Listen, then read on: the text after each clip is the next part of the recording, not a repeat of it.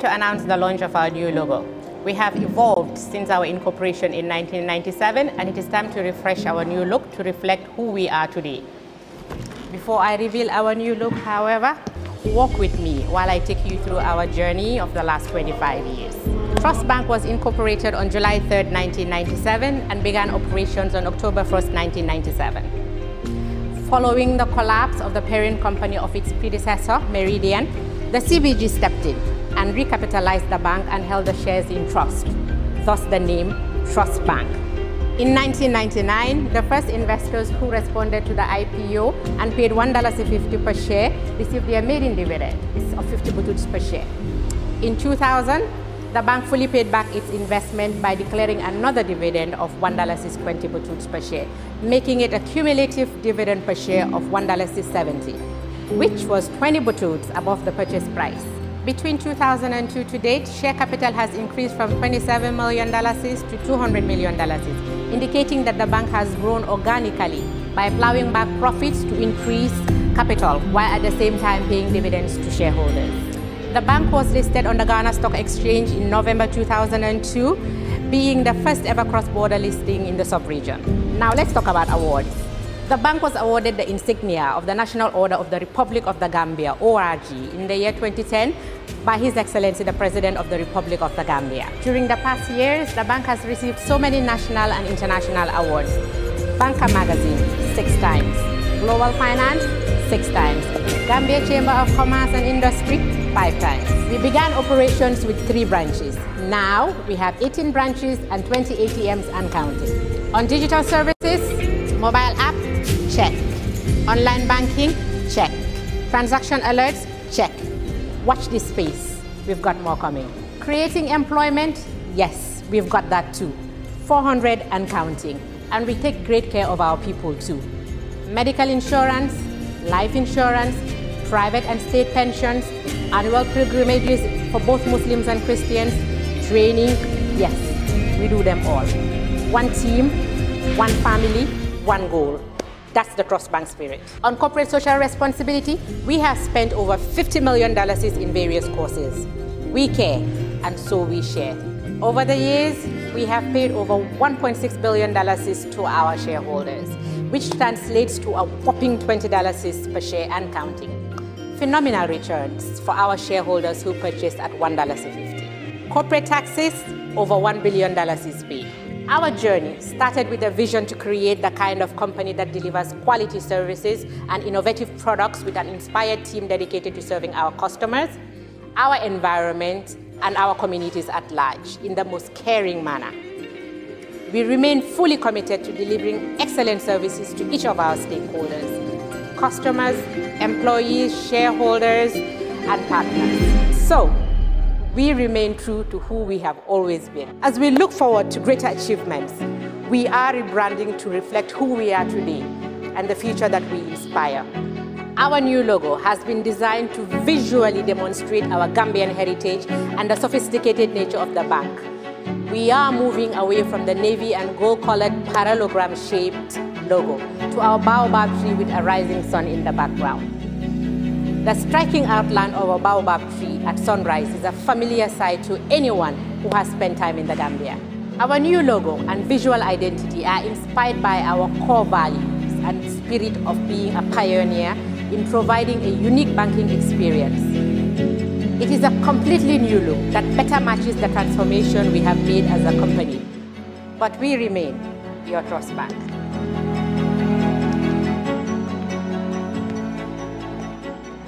Ladies and gentlemen, it is my singular honor to present to you our new logo and corporate identity.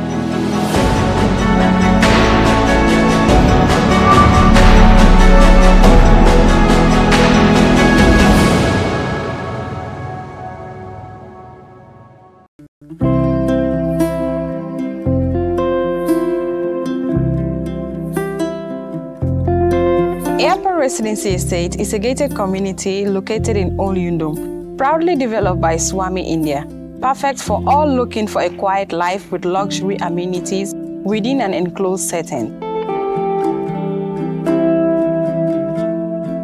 When talking about the benefits of living in a gated community, Safety and security is top on the list.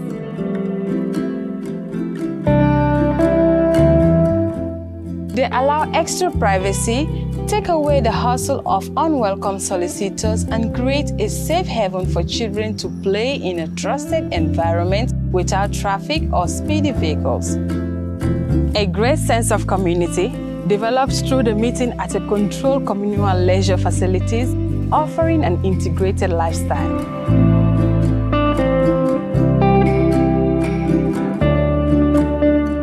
A green environment and well-managed communal areas are keys to higher home standards, elevated quality of life, and better property value should you consider home reinvestment in the future. Added to all is the location, just next to the airport and reconstructed main road, yet tucked in the tranquility of nature. Our purpose is one, your satisfaction. Contact us. Let us help you build your dream home in the Gambia.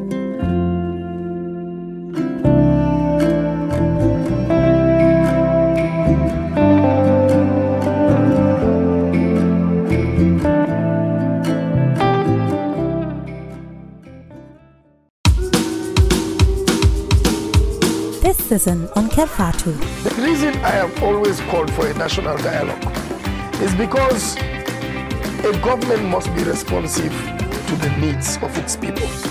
Fatou. Tell you one thing, if me as an individual, if I know that there is somebody that I definitely wrong, I will be bold enough. I will go to the person. I will appeal to him and apologize him. I have to make decision today because I don't make decisions lightly. I investigate. I do my research. I get the facts. I call the experts. I summon meetings. I get the technicians. Then I reflect and I make a decision. Why did you lose the election? Well, we lost the election because of treatment registration. We had evidence of people being registered before the opening of the registration.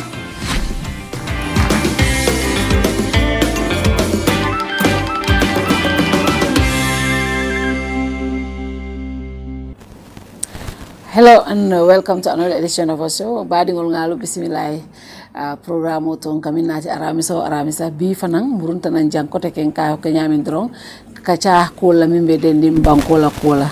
Of course bi kacha dabe fanulale bayring program wato watin ka start min na wolam trending issues munebe kerim banko kan nimpara nsina na main topic oto bi na main topic o me min jubela wolonde anti corruption bill mi yalonko député ba ko kisi kan ye voting dolke aning biloto mune bidi ani mune bondita je mbol kachalale bari fanang be kachakela min yalonko be kerim banko kan min be kering kam to ko bora mi yalonko Kerr Fatou la dukula ya arrest aning fanang president we some pronouncements make these are what is trending so be kachala wala bari bi ka kacha da fonondi nga sise ko ndanko sa jang honorable Madi Ceesay, a frequent guest on the show. Welcome to the show. Baraka bake Fatou etentu ngeje ni la lamora ni juvelal be kelane bunani hormota kanela programme to. And of course, National Assembly member from Vijang, Honorable Sulayman from Bundung. Honorable, welcome for the first time on the show. Thank you very much for having me. Yeah. Be kontonna Fatou Touré enira staffol be milwa Kerr Fatou jam ka itandi drong content bake kana kafuta nang alanying platform kumari moto pour nga kacha banko la kuola aning mobile kuola inshallah. So content bake to be here inshallah. And I want to say I'm very happy. Honorable is I vote in Lamen, take a carte for Lamen, but I'm going to move on. He's my National Assembly member and he's doing an amazing job. Honestly, Bundungkoli Atu Diabake, you know, he's very much engaged to the community and I appreciate that he reached out to me personally to say, I want you to be involved. You are in the community. That is what, you know, National Assembly members should do. I really want to recognize that. Thank you so what a killer surprise because when I start council loyal, you know, Nimu council, you are more closer to the people, than a National Assembly member. So I feel so it will be easy for him. He's very, very connected to the community. That's an advantage. That's an advantage. Yeah. Thank you for that compliment, and it will be a source of motivation for me. To do more, to make you and the rest of the Bunungas and the Gambian people proud.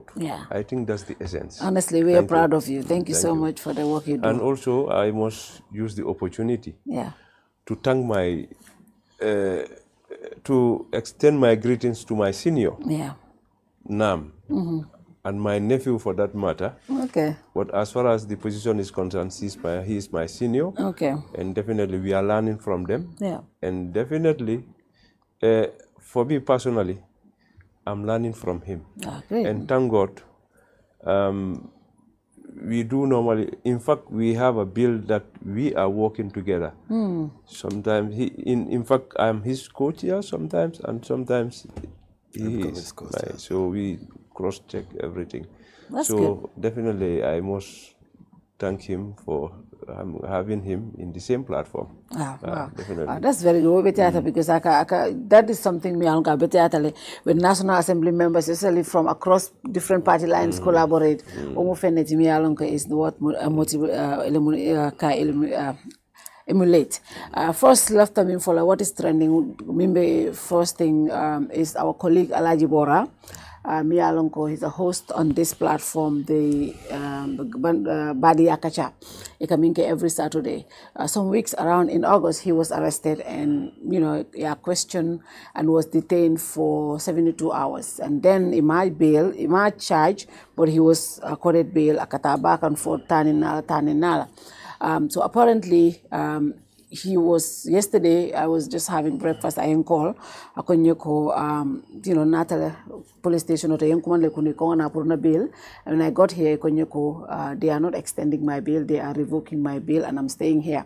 So whilst I was trying to talk to him, what is the case? Just, by that time, telephone. So, when he said that, I'm like, okay, just cooperate and let's see. And then until Brother Banjul, Nilamin Cham from Banjul, we drove to Kairaba police station to go check him. When we got there, a senior officer told us, no, he was here, yes, but he's not here anymore. Where is he? He could not disclose the location. And we called the IGP's office, and we called the IGP's office through the police PRO. Yes, I'm getting similar calls, but at this moment, I don't have any information, but I'll call you guys back to give you, up to this moment, we don't have any information about his location. And I think other media houses also have called the police and they have not given any information. The lawyer also tried to talk to the police. Yesterday, when I was in contact with the lawyer, she told me she has spoken to the police and they promised to get back to her, but they never did until we went to bed yesterday. And this morning, until coming to the show, we have not had any information regarding his whereabouts. Honorable Madi, you are a journalist and you also media owner la moiti bari bi mu representative le ne kuma sifal moy I know ko police only rights to ka momuta for 72 hours ke question luwaye wo sembo dilale bari wo mari fanan rights fanan ruwaye wo fanan di wo mari lale a right to legal representation, a right for people to know ala whereabout nyum kuma sifal kami moyno wato mu jamme time wolti malon karibe dami ya mutale ya fo bi wo nyanta sola ñu Gambia ton. What is your first reaction to this? Kita balafa kubati nga comment doke ni somanda na Facebook to. Fana nga moy wonya ko alaj bora imala be dame ba polisol même ko de même tonya ya wala polisol ya mutak kata report la ya la belo revoke adanda wolto sa polisol man na la membre de la côté molé. So na Facebook na mo ko ne atra wo mu tonya de go is very unfortunate. Kula me alonko mo mang mira wala katung hanni moye mofa ni police ya muta nyantale ay mo soto membe de am lay ando ne mo muta loi fanko ne police ole mo muta within montro wat saba nyanta fly en mun dalila ken ngi muta so wat saba ko no ate finance communicate no mole ne kan tanda bade na kafunya ka ko ya muta bari ya muta nyum ku ka de kan police ole wo loi lon so ni police ole loi jube deliberately o tuje ya laaj borata ya mabo dinkrato moment dinkra melong well mo finance fono ko abduction nete be ko ninta tan nyepta mo ka nga nukun molima police also in charge no abduction la because nga mole muta force ko nga mabo molima lo so ni police fana mo muta ya mabo dula nukun ni molma amanke ko ay mole fa hanay mo fa nyantal non la amanke ko fenno me alon ko la personal security no amanke ko mole me alon ko mo jurmole bina kal disturb blato womu ntesa fono in my own case in my own opinion ko that's an abduction ndum ma mira police nyanta wakela kula me alon ko balafa warta bake nene ka fole ko police ni gambela maral ni fanitiol jube kabrim police lomba so dero lomba ko ton lom ko fol sina jama ka fo police la training is one of the best and nga jiki to le good discipline soto but na recent comments on calling ko police law discipline anila well mannered dajikol be fokala la sai be foka o daji ka kendo la sai katu ning is a clear indication ni moment nate ya ye bail diala abeko wala case ya bail on so no mutanan kana report on bail yes you have all the right ka bail ni revoke but imanya na nukun la mol so IGP naben kuma kan moyla nyanta fero bekala la amexo alaj bora ne ala loya nyoje ana muso nyoje ana dingle nyoje kadu crime te kene men safu ko isimo mabuno ana la molte nyoje no la andung ngaji ki fanan man torate lala kan kada ngala meten nyaawnya alaj bora be bulalale so ndung alaj molte me alon funia da karade bari na bota men ketala ba fulale to police nyantalo ne loi no bang nga banko samba bari ko bi tilo la nyin sifasike it's very disappointing. It's very disappointing. I'll come back to you. Honorable, what's your first reaction kabri for any arrest moy? Basically, I must sympathize with Kerr Fatou. Comme abado ko la janne comme aka programme ko si jam. A programme nga folole. Min kedere comme honorable ya fo nyami. Yalong ko rek ning cool because yalong wati soto la don tol la jamano biri yem bondi iko New Gambia andu ku jamal bije ko munun tol la manke wala so bi nata comme like mba New Gambia kono e ndeka min fore wala momo e bol place e nyantalon na munan ne bije mine muy la responsibility andu place ni bije falang kana je ko mba place to nyanta mo mantoralal so I'm just appealing to the police comme yebula loi noma loi min fo ni mo commande sinio ya fole 72 hours amanya na tambilo wala amam bill soto wala ma charge so near bill fale tata ya revoke falang near revoke still now sa iba fole come like iba near revoke meaning he is going to have another 72 hours proof bula but say naro come like a manje mo mal taradula lok say naro come sa nyanta bill sotola say alamul balon na nyaadile so nyimu fenati mi yalon ko comme mba min folo rek wolen min nyanta wolen ay police mun na on brother soleti anin na sister sol le bije so momo e bije aketa nyaawnya e ka tama lual order la bari ni order falang ngaji be fanin luwa tatal so pour banko eta anyama dron ko dimita nyaawnya nga tamben tamandi anin silola ningo ke dre ba jallo ko ndamal tema konante to dunnaje anun comme sinu ya fo nyame because tomorrow mol ba jallo comme la police min diate bole ke kan man tara bulakan luwa noma ngalo ne ko luwa molleti andu ila responsibility len ni ku soto ye commandi ye nyininka baro fala ni o keta fala e nyanta basis soto la mi adna yemuta na re nyanta charge la ye charge then itala mol ni ibado ni la loyal isina isa jibe bako taman la nyami so mimbi je nga jikiko comme yenyi min foten is a news to me ko kabri ya la bail revoke moma kalangolong. So definitely as a Gambian and a genuine Gambian, because I believe in consistency. Nta fola kuo man bete ya bi. So man ka bete ya dale. So fenne mi alonko let them do the due course of the law. Definitely. So we are appealing. Ko ya taradula fo ni nyanta ka charge fengo fenna. Wala kuo ku biji ay long isale badi ngol falan sala because family man ole mu badi nti ole falan definitely. No, honorable, the reason why more hakilo ntol, especially me hakilo batata court or for example president wa diamo ke nyiwato kono and president of ya fuko more mini alon ko ka diamo ke ntolu ani we'll come to obviously I mean for about the media, but when it comes to ako more mini alon ko ka diamo ke ka ndirol ke ni arrest handing court ye bail it will be arrested ko take muta.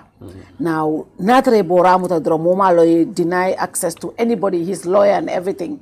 Do you think police will at this point they are just president will have to so batunga implement because hanna president men IG call akabe IG kumandila ya fai but hanna president let's imagine ko president IG call fang but formula kula nyol bijele just because president made this pronouncement they will just go and do whatever. Ima miracle that kind of statement also can provoke or can come as a president or orang police will bola no ka nisi fake because ye boram tala the other time when they kabri amuta abinu police station or tole mole access to him ala lawyers access to honestly, and I came out here and I said his rights were respected and everything, you know, even though yamuta for 72 hours bari ala rights were respected at the police station, but this time it's different. Do you think a statement almost wale police will embolden puri enyi manya? Of course mosa mirano lako president la kumakang wale nying arrest nying trigger. Ni mo yafu fanang you have basis to say that. Yaje as president, ni ale ke president, you are no more that ordinary person. For example, see Adama Barrow Jube, Adama Barrow before 2016, among ke president. But the moment election look at 2016, I get president. Adama Barrow te keno la konung abe nyame before 2016. Ala makamo falintale, andung ala diamu nyanta falinale, ala Barrow be nyanta falinale. Kadung na kumo fo dron ko ya fa nyame. Na ta kita kumutime alon ko aning silo tata. Ko president ko mom policy statement. Zaje policy men alon ko mata policy la banko tamande nyala. Ni president kuma kendo fu e ka tale yota yake policy ti. Bari ni ay kuma fana même ke kuma kendoti meni loi nyoso su kwata enyi men fotek because ate to nyata lom president bari loi man sembo di atela ka fuko karimuta karibula hani loi sembo di molna wolom nyinti office of the IG police all anini mole complain okay ni complain ko mola police all le rights do kata o mari mutanan ka nati ka loi jube mun nyanta kala loi même fo yo ka mari la ay kuma kilim fo mu tonyalete ni atra nendro platform for radio lombang for any other platform nendro wonte kuti mem wata sonna wala because ni mo nene ka campagne ni mo campagne ka kudo le odo alafu ko nendro nente mu narante mat president mbafla ko mole fata nendro la platform olto period nente dana bar ka fu ko nakeda police be mutala wante nente wo signin triganole famblon ku mol signin triganole ya ko bayre president afu nga president kan jayne bari aji na la mol nyantalo na la ko banko luwale be nim banko sambakan bari ngetele ke motimi alan ko tele nyanta luwa nyi reinforce la bara manke ko tele fanambe luwa e centre la lede ni nga jube ko men kata jang komanto tera silo tale kiskisiro keta dol sota me alon ko they have found wanting wo dol jamme bulo mo wolke bari imagine be sofala because tele yake so what ni place o be bulo ko no loi is a sembo menna wo sembo tamani within the law loi bantala wo tuje police menkeno anata ni a reason so to kala la belo revoke they have all rights to do that ya revoke then ya jube within 72 hours ni ba charge ya samba ya parade before the court sign kitibum sign wala fana sembo soto ka fu ko nyi loi wali nyi wala so loi me nyine la kan The president go hanin kiti mo e be labe it will be arrested again. Atol mulwati oleti. Atol National Assembly members I know ko you know, last week I had a lawyer here and investigative journalist. We were looking at generally lua mi alonko wole police will fanang tenka. For example, near more arrest within 3 hours. Nyenta make sure like a legal representation sort of within 3 hours. Ala rights law woti. Within 3 hours, yes 72 hours sort of after ya priya nima ke ya bail. But in minje, for example, ikamul arrest kombora kabria arrest 72 hours. Ima charge, but iko ko nye bail. Lua manso wala. Before 72 hours. No, 72 hours or sital. Na sita iba blelal unconditionally nima charge. Inyenta blelal unconditionally. Bari mo okay ya bail and akata report la. And ima charge. You have to bail that person. Lua manso wala. So meaning yala rights from violate le, ya restrict from traveling, yala akata bail on and off, and ima charge fenna. Bari Fatou. Yeah. Ya gamen kul fana nyanta sanka lual test. Yeah. Nata lua ko 72 hours. Ni man fenso do men isin kitini menna nyanta mbulala. Sa ni na 72 hours ke o sita. Imam fenso do. But hansa imambula. Ka the fact that iko enter on bail, then I have to report it. Yeah. Okay, saying mol nyanta wala challenge saying. Borana la loi nyanta tala court le saying. Because you funga court funga lual test, ni mo lual test. Yeah. To nata sabat nola. Yalo akeke ninjang commando president ka nominated member sa ke bay buka test okay ndunda nyindo kono president adama boro yamira u hansa wu luwalit afana ya commencer ay ya kumba bay ninjang ni ya kumba fana mu doti anala pati si e bulo la amari president bay bari luwale test data court ko hani almo imo sembo so president ite bay nola this woman is a member of parliament. The moment I utter the banta, she's protected like any other person. Fala fsani lulo bang, wala kuke meni luwa manta. Saying, borana luwa fala nyanta yun ke samba court. Hana manke buwa mo koten dao da ni muta 72 hour banta ye samba on bail. I challenge in court. Na court be more talandila. That's why the courts are here. Yeah. We need slow banta frame. But in IG na office nyanta frame bekelale. Now suppose science and this abula no yabula. It abula no sawa yabula because it's getting out of hand. Somebody 72 hours seller. You cannot abduct somebody. Ite emota ya kuntuna mo mama ya filindi. Hani police PRO. Kabrin for a contact. Ako a contact like have information sort of. Maso so I'm not even at least to let us know ko adambule. Yalo hakilo sabaten be wartal. But PRO fadang si jalero sotalo dia moto because it atebe mi atebe police ka ko senani moli ataf diamula fawende abi diamula police on nahola asitano la aji fo career arrest le ha jumal la arrest do kare abi muntole aji must disclose that to her then atisna on senani moli because même fate a call for moli woto be nyina mo ko sa ni ngin flini moli maldo in man sunna ka PRO ko adembulle but ka among idea sunno ate so da nyanta damen contact la because is there atel police on nauti I mean no tema. Ni ateli anyilinka wala. Yes, at a fem phone but as move back. I'll see no yininka. Card muntole. So that I relate because in yininka rola. So at the first so that also doesn't follow. But as kind of ibe that flake no because police PRO is a police woman, policeman, whatever his sex is, I'm police already. Yeah. So maybe they that flake no. What I can say be busala busakila ko. Police will be men ke kam borala koto silante and is no manta. Ite mo tala ya belo revoke fabande ya nukumolma. That's abduction. Inteles jeroto. Yeah. Yeah. Yes, comme aya fanya min comme ntol mulu adu kula leti. Yeah. En dega fengo fen nin loi manta situation ta tinala nga yitandu ka betiata. So kurmi mbo nyama comme ye min foten police PRO. Yeah. Comme I tell mu PRO ti at the same time I tell to communicate on behalf of the police. Yeah. So basically cases so dolbiji automatically come ye min fo.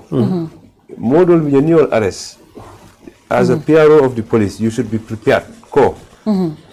Engage you. Yeah. So basically, I want to make sure that by all means, because it's the same institution. Yeah.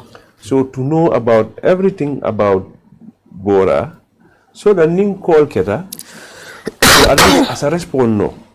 So but ni mang alo ni ko ma long ala situation ba nyami definitely then there is a problem somewhere. And definitely as lawmakers ntol pala fila minna femu luati abe tamani luala. You understand? Because mimi je wala nyintuko ntol nga lua dila priya tamandi. So lua ni ba tamandi la fala man la fi lua la mi yalon ko ikad luata adiate nyami ka tamandi. So because banko fala nimba kono ya yale ninda fita banko e aita. We must have to appreciate what we have as Gambians. Comme loi ntolanga landi, wo loi that mo be nyanta ka respect and mil nyanta ka tamandi wol fala nyanta ka respect ni ba tamandi la mo kan anyanta tamala le based on the law. So ni o man choto drong wala ka problem on that.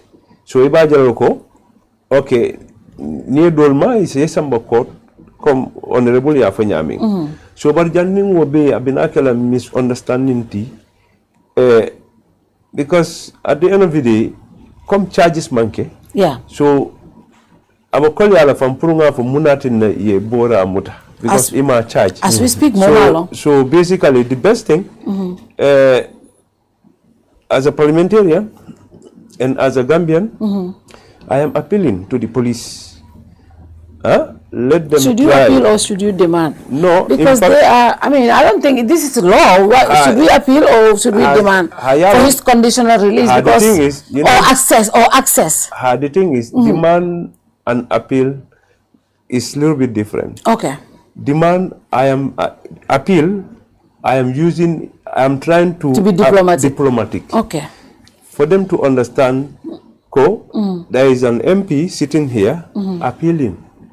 Because at the end of the day, we expect them to do the right thing. Yeah. And if they fail to do it, we are accountable to the people. Yeah. Bilemo be kan antolle kan mon ka fon tolle ko atolle balua dala kan atolle batinya wala atolle nyanta lua kendo di la mola. So mimbi je wala nyintu ko because already if at all is not in line with the laws, automatically the IG and all the other senior officials, they should know it. They are breaking the law at this point. So in fact, I shouldn't be appealing, but this is the only way I can do it, so that at least it's a long call.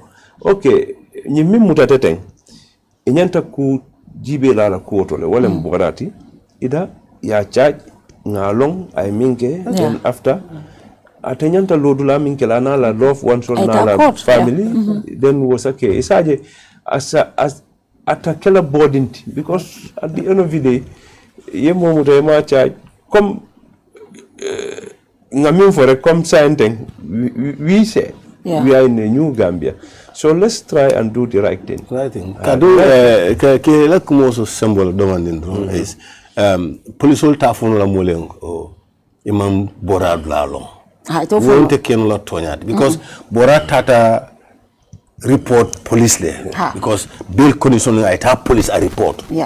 Bora tata report to police fa banta. And ko de fanan ko police la vote la beni ya revoke kata anite diamtel. Deni diamo jamfa telephone boostala. Odo saying mbe walon ne ko bora dia be police label. Odo police nyanta lon ko ko gata bora la police are responsible. And PRO should be very easy for how long because the Karaba police station the PRO could have called the station of the Karaba police station afan ko bora la muntole. In fact nte fo ta police station otoka police ol ninga senior officer ngamin taraja ko ha bijanne barka nte finta nata ngata ya samba, but ala brother la muso was at the police station kabina ta borakam. Okay. She was at the police station. Kabring ninketa bora muso brother muso call muso tara police station oto anim bora basire. So basire ngela rek ako moto ba fula nati. Police moto wara mafula. Inate bora ta ya ni moto kono. She was even screaming on the phone to her husband ka fa fele bora ta ya ni moto ba kono nata. Two big trucks. Ako moto fula nata kam according to muso account. So they were the one who came and took him away from Karaba police station. Now they should know know where he is. Oh yes, and it's over 30 hours now. We don't know where he is. And whatever happened to Bora, that is a clear thing. Yeah. It's different from Moro ya Sanato Chikabla Rimabla Chika. But in Moli Alonco police or Abole Bulokon. Police only bang the city information local, Kafu Moli Unco Karimen Namuta Abidula station carried, which is unlawful. It's unlawful. It's unlawful. And what happens if the police, the people that are supposed to execute law enforcement, no will funk a law break? Yeah. They are the violators. What kind of society is that? That's a terrible situation. It's a terrible situation because in this case, police will be law tiyakan. After 3 hours, I had access to a legal representation. So you law tiyale. Because the 3 hours may come for name the police will montre what 7 diamo maya kaulale and that madam Chinese old but anina ya fai ella karake ni yemure wotu wata fana communicate to amole ni mo ke do ko yo fara right for them violate and the police know that police will timbale alambari alon lombale awonte. Wow. Now the other thing also we want to talk about obviously the president is Santoto opening NPP bureaus. We have had some of the attacks he has made on media houses, including Kerr Fatou. And, you know, we have given a statement. But you as a senior journalist, and then you as lawmakers, I mean, and we know you guys hold the executive accountable. When you hear the president make stuff like this, press freedom is something is guaranteed. The press is the fourth estate. You know, we are part of the democratic society. When you talk about the executive, the judiciary, the legislature, the press is the fourth estate. They hold accountable, right? But when the president makes certain statements to say, for example, democracy Kerr Fatou taraja membe caring, insinuating ko Kerr Fatou mantra akabado ko ke kanyama among correct, they would not have existed in an undemocratic society. Madi, when you hear statements like that, what do you make of that? Should we be worried as a media platform? Oh yes. Because president manke motimen sembo doyata. So ni banko be president ya nyatile la e tofu ay la media fo. Ando amafu nyala me alonko abe jaykan. Yeah. Oto because didn't follow because at the end ani misime kebal be sine one of thing ako Fatuma Jawolete. You know, sifa buka bono president da kono because hani Rasul alayhi salatu wasalam mol bi hadama don be bakanu. Ala men fa mbe da dol ay men fo dol ka sosole. Yeah. When man ke jinde ko jawolo moti. That aside, ni president press freedom o ta ya attack. Ayantala ka kudol attack at fo melo. Be bi men do sayente. Ni lafta tala in any of these European countries. You have a visa. 45 days. It will take you till 10 in Lulu. Wafana manke ko badile till 45 till 10 curriculum till 10 Lulu. Yeah. Jami appointment or dealer. Yeah. For Gambian call malo womu busarol di European buso menda kan Gambia kan. And I manke continue tele asa bar man sekundale asa. Wala kini gum busaka busol. Yeah. So nin kusifa be kana together pour que certain decisions soient inform. So president wenda nabe diamula fendantan bije wonu pillars te me alonko man sakunda ibul bamban le saje la man sakunda si bantanin konoto sotono. Non to do bata soda. De la budget men ka banko dapas. Sanko men dia jube men kana kabo bandla ka dapas. It's about 45% or more. Yeah. Kadu lunga na dapasol beke lafta men ka mankeje men ko osindi wala loans and grants ukabo bantale wo say wo loans no grants wol fanan wol fanan ko to ka sidi kudo lela ni nyin kata banku men be nyin kala ni nyin kata banku so nyin be le kono abi nyin press freedom men fo kanteng abi nyin men lanjur kanteng wo bina lanjur bal wulu la banko e para ta fahamu la ko nyin be lanjuro la keka woto president no ala mon men ba dandaw la and unfortunately I will say that unfortunately, more many are looking at Yamarla. Yeah. Will the phone canal Kumota Kabambani? Minister, no information. Minister to be. Minister is the technical expert, me along first advisor to the president, as far as information is concerned. We couldn't jam Mantoya for no President Baroe.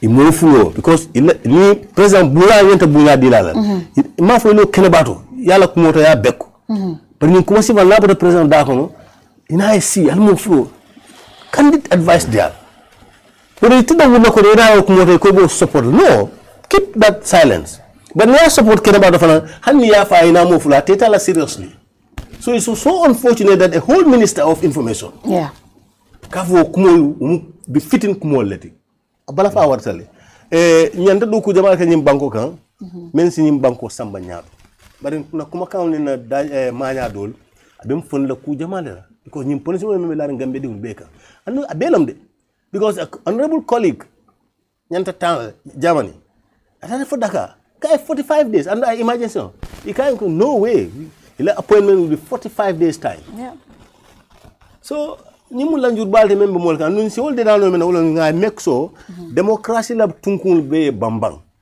anum press freedom bol ko press freedom manke nyenti ko don ka raji jamal soto ka platform jamal soto no press freedom menti raji bu hanna raji bu kille be waran ko newspaper kille be mbulo ko bari la do ko e kana stifle ye bule do ko ka nyente kala nyami within the laws ni tel fanantara loi bantala loi be bu salale nobody is above the law ni media tata also the law o manke president do raye de dro loi be butela keneke because banko be tamal loi damala but president tata be media attack la just like that ko na agenda man die kanum njawol ni sa en be mol arresté ako maral nyamem bi jang ate sembo membe jamela ako sembe kilon ba tafanana so jamme menno aso kenol but mba flying ko jamme menno ate to kenol sa en kat gambe ko disaster ya falindro kele cannot do that so kuma sifal ba abe mtel banku di toralele abade fa torala abe masakunda torala I think it's high time President Barrow ajube mensi banko nafa kuma kan kendo yafo a sonarium ko honorable yafu jang kabra ko I'm appealing to the police. Yes, it's diplomatic. It's diplomatic. He could have said the police should. But he's no. Yeah, he's too diplomatic. No, may appeal. So as the president, you can also, use your language perfectly. Because I don't remember be for Bansan blood, baby newspaper. And Lunga Dunia Bele Fanam Bijan because Banco Bale la representative Bijan. Newspaper Dunkarani embassy Betole. So he called it court, put a sound. The Frankel secondary inform what is the level of press freedom in the Gambia? B near assess will have come down by one.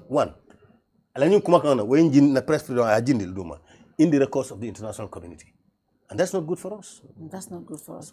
Honorable, the importance of presidential statements, because the reason why I say this, in terms of victim myself, when the president made this pronouncement about us, president prominent supporters, social media can threaten. Fatou, we are coming for you. We are going to go after your family. We will do this. We will do this all over. More police. Police. Intara police Kumanta Buaga Jugo was assaulted by the presidential cameraman. IGP Hanisai was hearing fellow prosecute because Amare privileges the one works with the State House. Isitakan is over 2 years side. Nindara police ulmanta kukreje because I feel like they don't treat us as Gambians. That's how I feel. So Ntemukata more report police. Now if the president's supporters, prominent supporters, Minkatara President Obala, they are threatening me. Now, recently, Ngaje is arrested because they threaten police officers. I'm a public figure. Those police officers are not more known to me than me. They don't carry more value than me because I'm also a senior person in this country, right? But if this person is threatening me openly, they have not arrested. But it's because the president made that statement and that person is emboldened. And I said this and I'm going to say it in camera. If anything happens to me, my family, my staff, I hold the president responsible. But no, I'm saying it. I hold him responsible because he said that statement and his supporters are threatening me. So the importance of presidential statements, Momi Kumayata, Hanite Binilo Bundu Yakumo Dolfo. Abatinal mo killing fulabe akla because it all na nyaton kotije nintanga fem fo janker fata be muna dindingol sembentu yalla ba fatu fo ngale. Now if the president says that and moli kuke importance of Alfala Diamo in the society. That's what I'm trying to bring. It's all about leadership. Charles, what's happened? Yeah. Nemo nyaton koti. Comme mo be kakela dimbayal. So anung among prominence fong interface is not even important. What is important? Every citizen is important. Very well. For imantara dokula o eba dokula o every individual, as far as you are a Gambian, you are important. So anung mbe nyanda talala jala kilingol kono nimbe tridla. So como kawol milka fo President Bala ka ko sembentu ya kusikal ninga korosi na politiko kono a meta janne amanke kabring President Jawara la time for President Jammeh la time kana sign because akamoto ko ndol as Gambian tomorrow nka follow we don't believe in ourselves be nimba President Bala nka la fele ka please ninyanda ka silo yitandala ntakela anum nintu president ni o ke mbalo na ko yemalla finna because hadama di man timma annu hanin na kila sallallahu alaihi wasallam ya fonyale so tumala min na hadama di man timma na e ku ke mimma nyang ako isa platform jibe mi yalon ko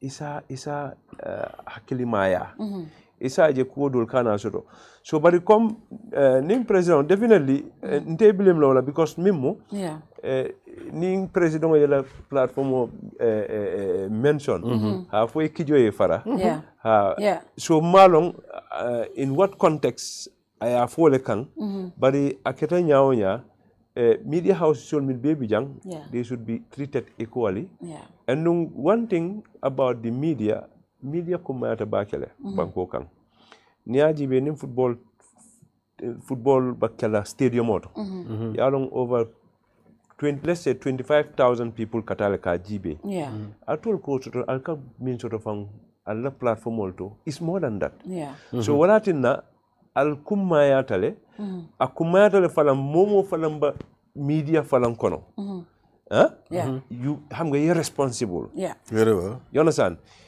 in fact sometimes molka platform odol sotole molka mirako media house of family no ikamil invite ni nata min diate e call for because it call freedom of speech so freedom of speech natata against you you may feel offended so what I think is important no matter how we are promoting freedom of press, freedom, whatever. It should come with responsibility. It should be done in a very responsible manner.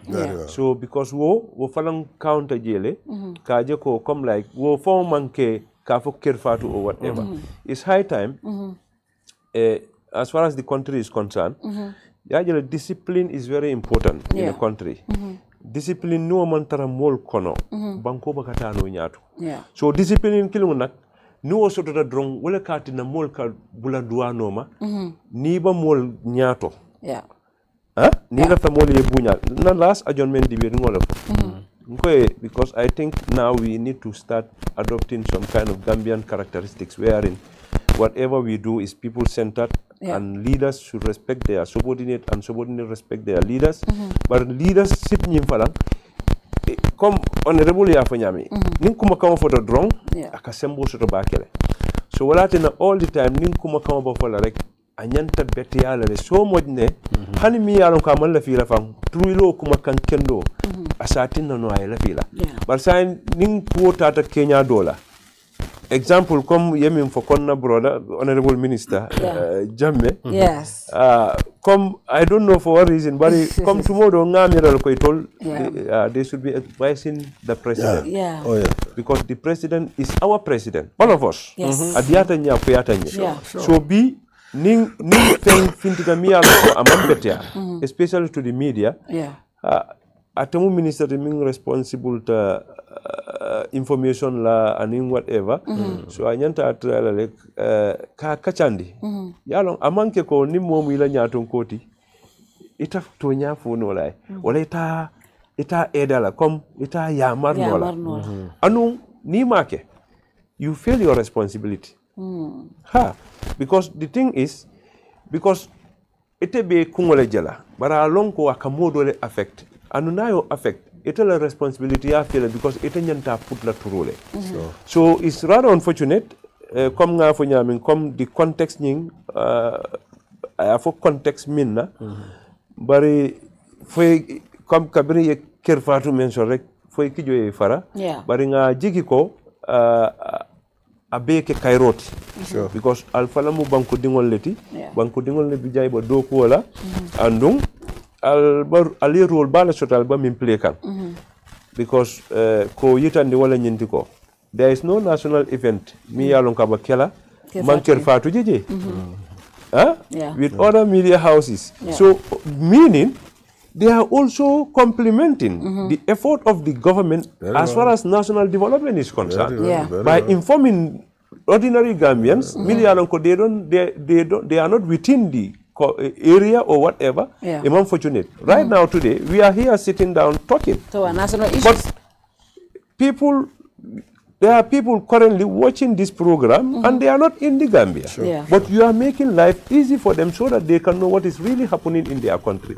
So definitely, all the media houses, Nyantal treat lale equally, and Nimba diamu lale, Nkana diamu, Kenya mi alonko as albarandi, because we are all partners in development. So mbami mfola rek wala nyintiko, mansamu mansality. Alala kadi, we accept that and ngalonne, bari mil falankatara bala, ila responsibility leng ya makwe. Yela fa mo makwe la, ika yamal ika tonya fay. Lida mim man yamar la soto. Priye succeed akapale yale. But sample talam fongal nte with all what I have. I have people behind the scene who are very credible, and I will never do anything without their consent. Even this program, when you called me yesterday, I had to discuss with them for them to at least, share their opinion and whatever. And it's not about discouraging me, but like important. Because Sulayman is moving, people are talking about Sulayman. There is a very big force behind Sulayman, and those people, they know themselves, and definitely between me and Allah, it's not about me. It's those people who are making me to do a lot of things. So it's important. Walatinna nintare any platform. It's not in an entire from political form, not diamo political abakasia. I don't want to throw stones on my opponent. They believe that minna wala nyindiko. Nini mantara political party killing. We are all given responsibility. Do your responsibility, I do my responsibility. Simple. At the end of the day, people will decide. Our fate. So near I decide more wala fate though. I shouldn't complain. I should just take it in good faith and continue. So it's important we think like that. And definitely and I think that is the kind of politics we yearn for now, because now Nabangkok and what we see is a very, very divided society. And it's really not very healthy. In Bangkok and Koleam the last time, you see how women are struggling for water, right? We were discussing the other time how you are trying to bring some tap community. For your information, Fang, yesterday I brought a borehole for them. In fact, I drilled the apparatus. So, but that is temporary solution. But our main target is now to give us pressure. But thank God, the minister is really doing very well. Yesterday, he called me and he was updating me. And he is very committed and passionate about this water issue. And I'm hopeful he is going to do something about it. That is Honorable Abdul Job. Because Nyemum Bela Suloleti. It's not only Bundung, in fact. Bundung and the surrounding. So Mbamin Duala Regole, Abe Sonea. Because that's the purpose. Not Bundung alone, but Dula Gimanko Soto, Ibe Giosota Nyama. So, Madi, before the National Assembly photo, finally, from the president's statement, the president, Allah Patio, Akwato, I do go minki mumaka ako hani uzenu dawa minka makije. You know, and you know, a lot of other statements that we don't even want to say here because honestly, I think we should not be saying those things on national television. I saw the response from the party just before I come in. Yesterday they said they don't even want to dignify the comments and they don't want to respond. But when I saw Madi Ceesay on Standard said they want to have a national dialogue, just like Honorable Yafo. He's one person, but people will say he doesn't get involved in those kind of politics, because politics is all about throwing shade at each other. We understand that. But when it gets to the point where we don't even talk about national issues, we don't talk about the bread and butter issues, kurango mansoto, kurango bukasoto, jio mansoto, ntola mafangola, mano dabe seller, ntulo dabe seller, we get to the point that we're talking about, no, the ekwetele londo soto ntele fenkete, itemo hasido, those kind of language. When you hear the president say those kind of things, is it something that we should be worried about? Well, no, I don't think for me, President calling the labeling UDP as a threat and then referring to threat to national security, the biggest threat to national security. Referring to our party leader as yes, could be more educated than him, but Charles, the video is breaking. Can you check? And then please? Also talking about he come and win election. For me, those are childish talk. Who didn't woman banko samani no man banko na fakula bari ndaga wana President Barrow na tata na fundita banko dewle kam ko bijeli meni alon koy kumayata ka tambi UDP la kadu banko mole banko karafama pour isimola balunya masakuna isimola balunya fali lumbe ngalo be tembo mento baludo kolare nyame bo beolon mano da koleata tulo da koleata femeson da koleata so kuran to sodra nyim banko kanun kuran ba expand ba nafa la ka expand la kutam so ni non fenti me alon ko wala si banko dul nafa dina president Barrow nat selta diamo la banko modi ka UDP mo fo ya ka usenda manke man sekundadi UDP manke man sekundadi usenda manke development UDP manke development banko modi banko ka uto nabe diam la ni bolunya tim ala masa kunda be bolunya fani no la nyaadi ala masa kunda be senala la tiul sanu la nyaadi ala masa kunda be sinol dano la nyaadi ala masa kunda be kuran regle no la nyaadi ala masa kunda be dio to la nyaadi ngam ko di am president Barrow nyam to la banku dewli bari president Barrow man fen so do nasi mem fu no banku defo UDP Usedu Dabo wala ke ndi parti o positionota that ala nyin kumol meni alonko kala tela patio te fam batanda kawul jabi bari ngalon ko patio fanam pati baleti mul siata so ni patio leadership ma jabi patio rank and file we betar la jabi kan all the time but as far as atlom nyaton koti sede ko dakede banko president amala patio nyaton koti o do ngamere time banko mo la balu nyanta kalsa nyamata nyando fam banko dina katar UDP andu ni ayatari ala londi mo me ala West Coast make the CDC set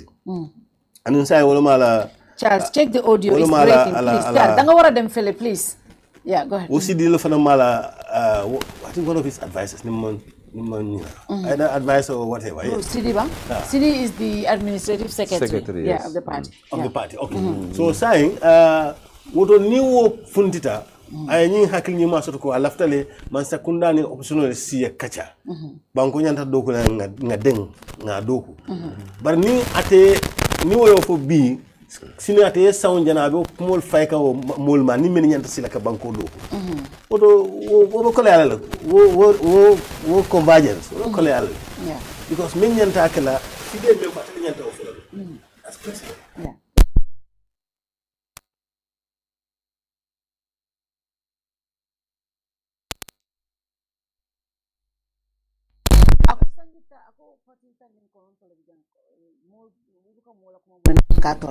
ako albuka min funu jamela time alcohol phobia so maybe I thought to tone down the sign because ako you don't hear all these other parties saying all of these things is just UDP. In 1996 patio chara na patio menka political mutakabul lulu o UDP de han jamme wato wala kenni yam mutajanne yen lapijang yam fajang bo mambalin de la kontende ka diam fu altala jamela wato banjang c'est quoi te men nata science ya ntol nata lam clinti o diamol men ngeke otumo nata le kake so nata ko ndel man diamu jamme wato o nata keno da president nyadile ntol yo kijene kabri 1996 andu ntol be continuer ko kadum patio leo stamina soto patio leo sembo soto patio leo waro soto o tabi UDP damman mo la andu ata UDP dendi no mumeke fo illa yomi din ngami nata wala nyina wala ay concentrate banku do ko ay ntol bula de politico mo diamolete fo si diamu ila parti mi le militant ni il support de besni ay bambam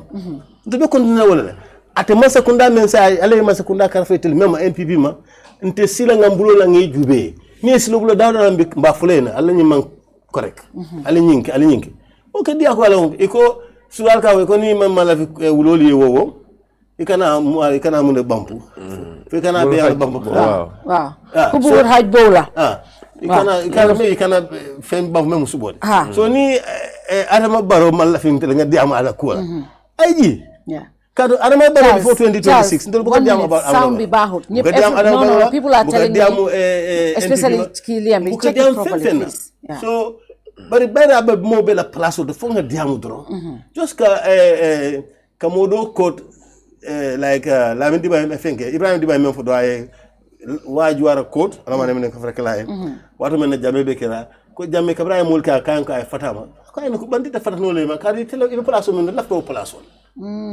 so president ya place contract lo hante be sini place men ka sere ko ndawes contract lo ndele sini je bar mo tan mo wulol bi men laftala so foi diamu madro so ndel fa ni place mba nyaaba kanede dat la je mu meke so nama la fi nga diamama uta ji president place ayda na ji da president place la ma janin 2020 mo le adama baro to mo nyim banko mo ne ma moy akenda nyima mo ne ma moy so bi ne aja kendo na nyima fula akita president so mo te de no la mba fula wow so honorable you know when I look at APRC people, you guys must be smiling, looking at what is happening. NPP ni UDP tema, right?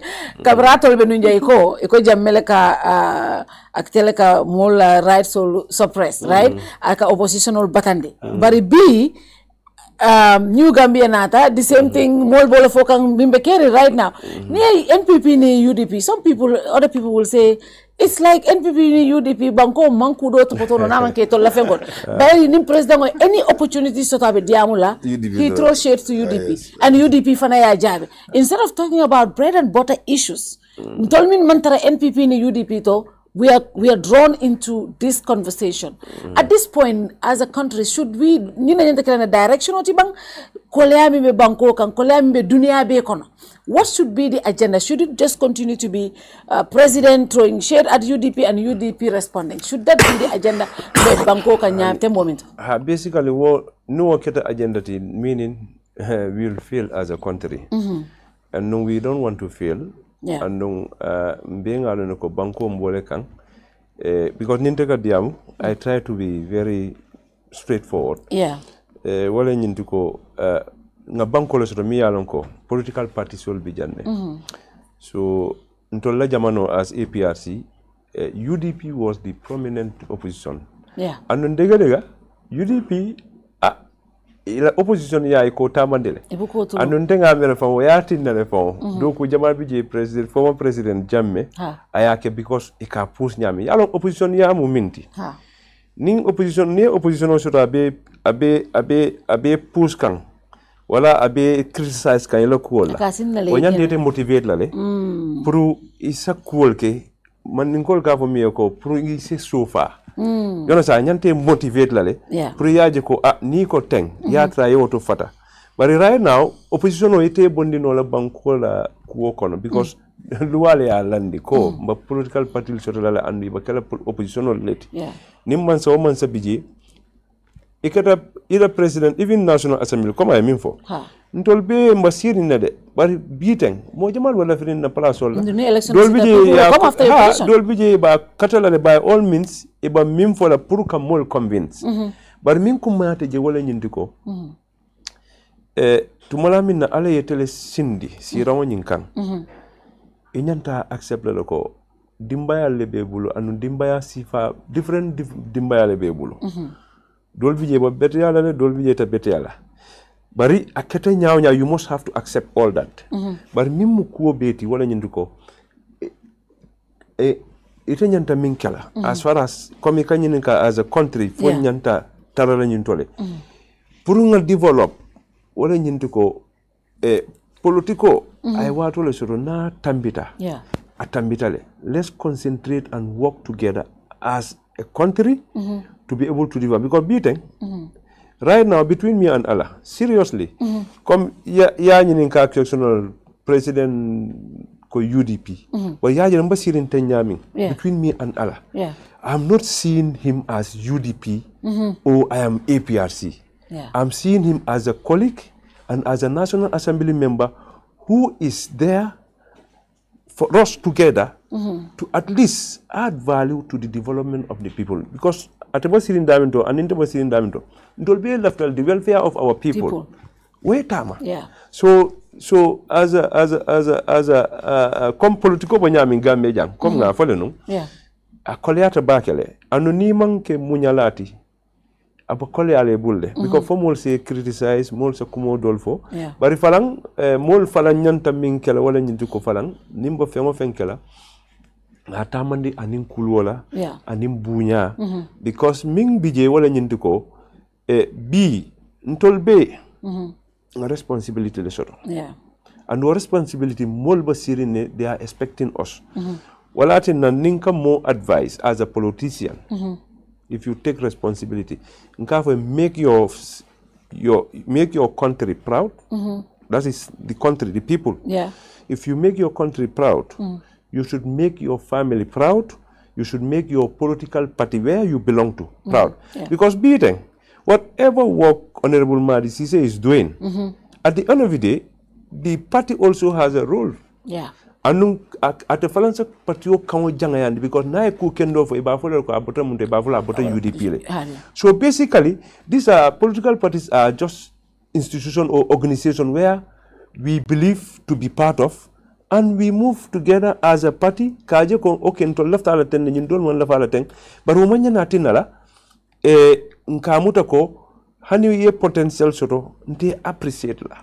And womu fennet mi alonko okay Gambia right now we shouldn't see each other as okay ni mantara particularly ni ko kendo ke manyan naka appreciate ya jël pour nga develop fo nga song ñoma ko political bantale we have to work together and ni opposition e attack amuta dronko et la responsabilité lem wala muy le rôle to hold so no okay ite nyanta jibele nte in fact I'm always very happy if I post something on my platform nga molje mil kan criticize because mbakala fi all the time good because mimu ibita nagulale but nimu criticize fenna the only way you can make that guy not to criticize you prove yourself that's it.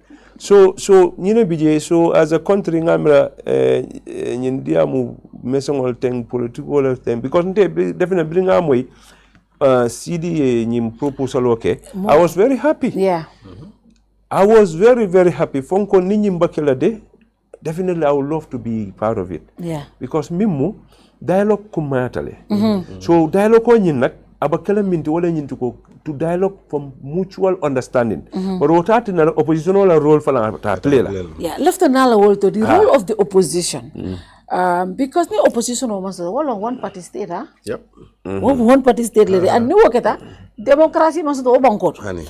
And the president's statement when he said ko UDP atul da mal ka de fatul da mal bi jambang ni opposition on civil society de luo lundrong masibo wakela and that's what everyone fought for nga jamme criticize wala lanu nim being ka fuko manyana sotola for a president who was opposition for 24 years or 22 years to say that is that not alarming for him to even say ko jamme symbol mi soto wobe mbulle the role of the opposition I think is important. Sometimes we talk about this for the president and Eminu Babala ki hakilo bulande. Oppositions are governments in waiting. That is why President Barrow came into power because he was opposition for 22 years. He came to power through an opposition coalition, right? Now, being not a kafuko, atol ka tu diamu la drom bi atol be diawal da mal ka diamu alnyante de la nali de wa ko yala abisantale mtonte de la barote UDP denino la ate option patrol denino la nyim banko ka ando ate civil society fanan denino la nyim banko ka abisal kala drom ko honorable même fa te nyante men kala drom ni molia criticize menna aya kata o fix bang atele jabiro responsibility kan ka juwe genuine criticism o fix sama tafula ni ko courant mon so ko on and off ni akata fo courant steady yalla modo fala côté but ni imo fix no e kan jabi courant da on and off we keep saying it abari yalo particular mo lemo ebe killing split kata nga platform do so don ko is rather unfortunate but no one tenung almenya split la still now the dialogue that they are proposing I think it will be very good between NPP and UDP. But because right now,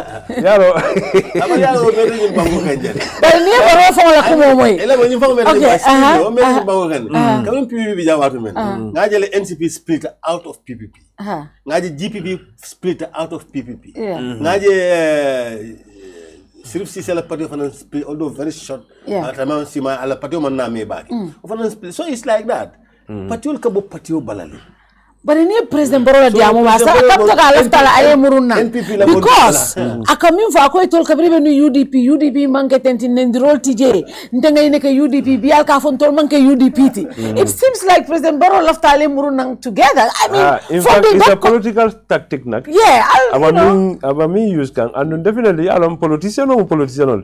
So it's a cook statement on that in different ways, where in model be Kaje Nyaming, but still now, he was with you guys.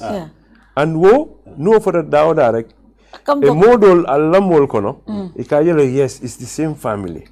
So maybe cool tata nyamin or whatever. But to be frankly speaking, UDP ngalong opposition party bale. Ndol fo yem but ali bakere. So it was not easy. It was not easy. But min kumata wala nyintiko come nko falindiro ketale andung alale okay nga kata durong nga kuo be nyi nyandi because at the end of the day Gambia kilu ngole soto andung ntol be we have a stake as far as the development of this country is concerned. So be model bo opposition oto nte ko fole they are very very very important, they are very good and they are contributing immensely towards the development of the country. So what I think come and handim banyo bero fela nyokang kana mo be bulambusi killing kono ike busa ni okere ika model insole ika dol offenle. You understand? Be it UDP, APRC, NPP or whatever, mo kendol bijele anu ni ajibe fam ndamal ka kuol kele. So munatin na nin situation katarek nga kumo for me alonko asamul waliya. So nyimu advice to all political parties. Ko especially political party leaders. Nimo be kono ay kuma kawo fo mi yalonko ite as a leader yalonko amam betea wala manyan nakake.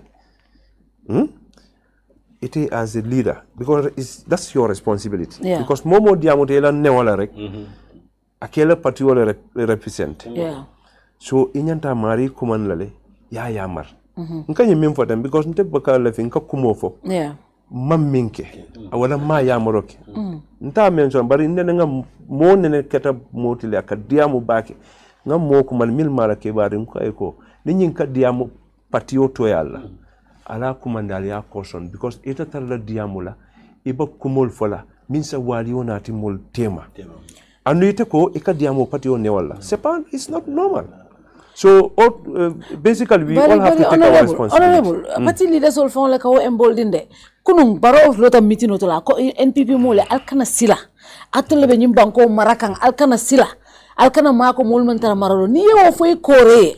And even the nurse during the mayoral election fana, I work for lenung ako you MPP mol alka mako atulman tara mararula alka na sila niye mol manali atagi. So when the president says those things to his supporters, those are statements that are very much emboldening people. In fact, to be honest, you know, and even party leaders, nobody should say this. Mo manyino sifa fola. Hani kordatio manyino sifa fola dimbaya. Yeah, jele. Yeah.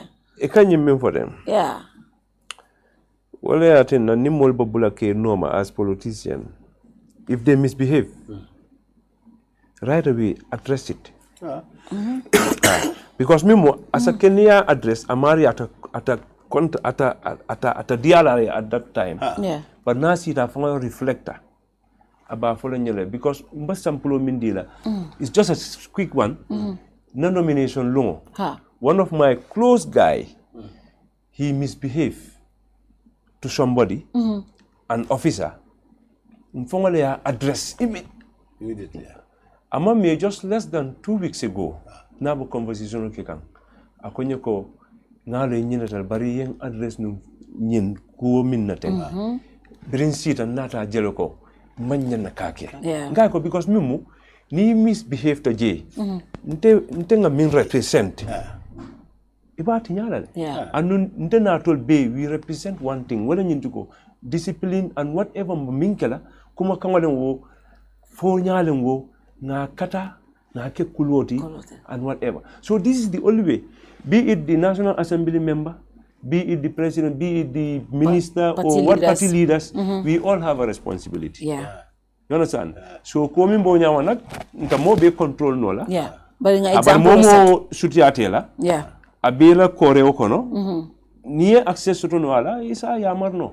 Yalo ke nyatonko sa anko nyatonko sa foi mo president foi momo foi studio de foi mo strategy de nyatonko including the president ni mo ko ela ko mo daji ka amanya dola yede to son dawla ina be sento idea la ni ta kila alayhi salatu wassalam wala ke ne hadiso jube iko kila nabe siri kuka anyala ay fatandala o hadiso wala nyanto bulal bay ne kuka anyala ay de min that action fana mu sunno li so kenol wodo nyaton ko ni be siri la ila korol kono mo wuta kuke men silo manta hanni ma malundi bay def wulte be diamula isi kumoñi itala kumoñi correct nole ye fan disasuet ala kuma kamala din mol sano Carib diamata bari president ma diala ka fo always ke sample code president Jamela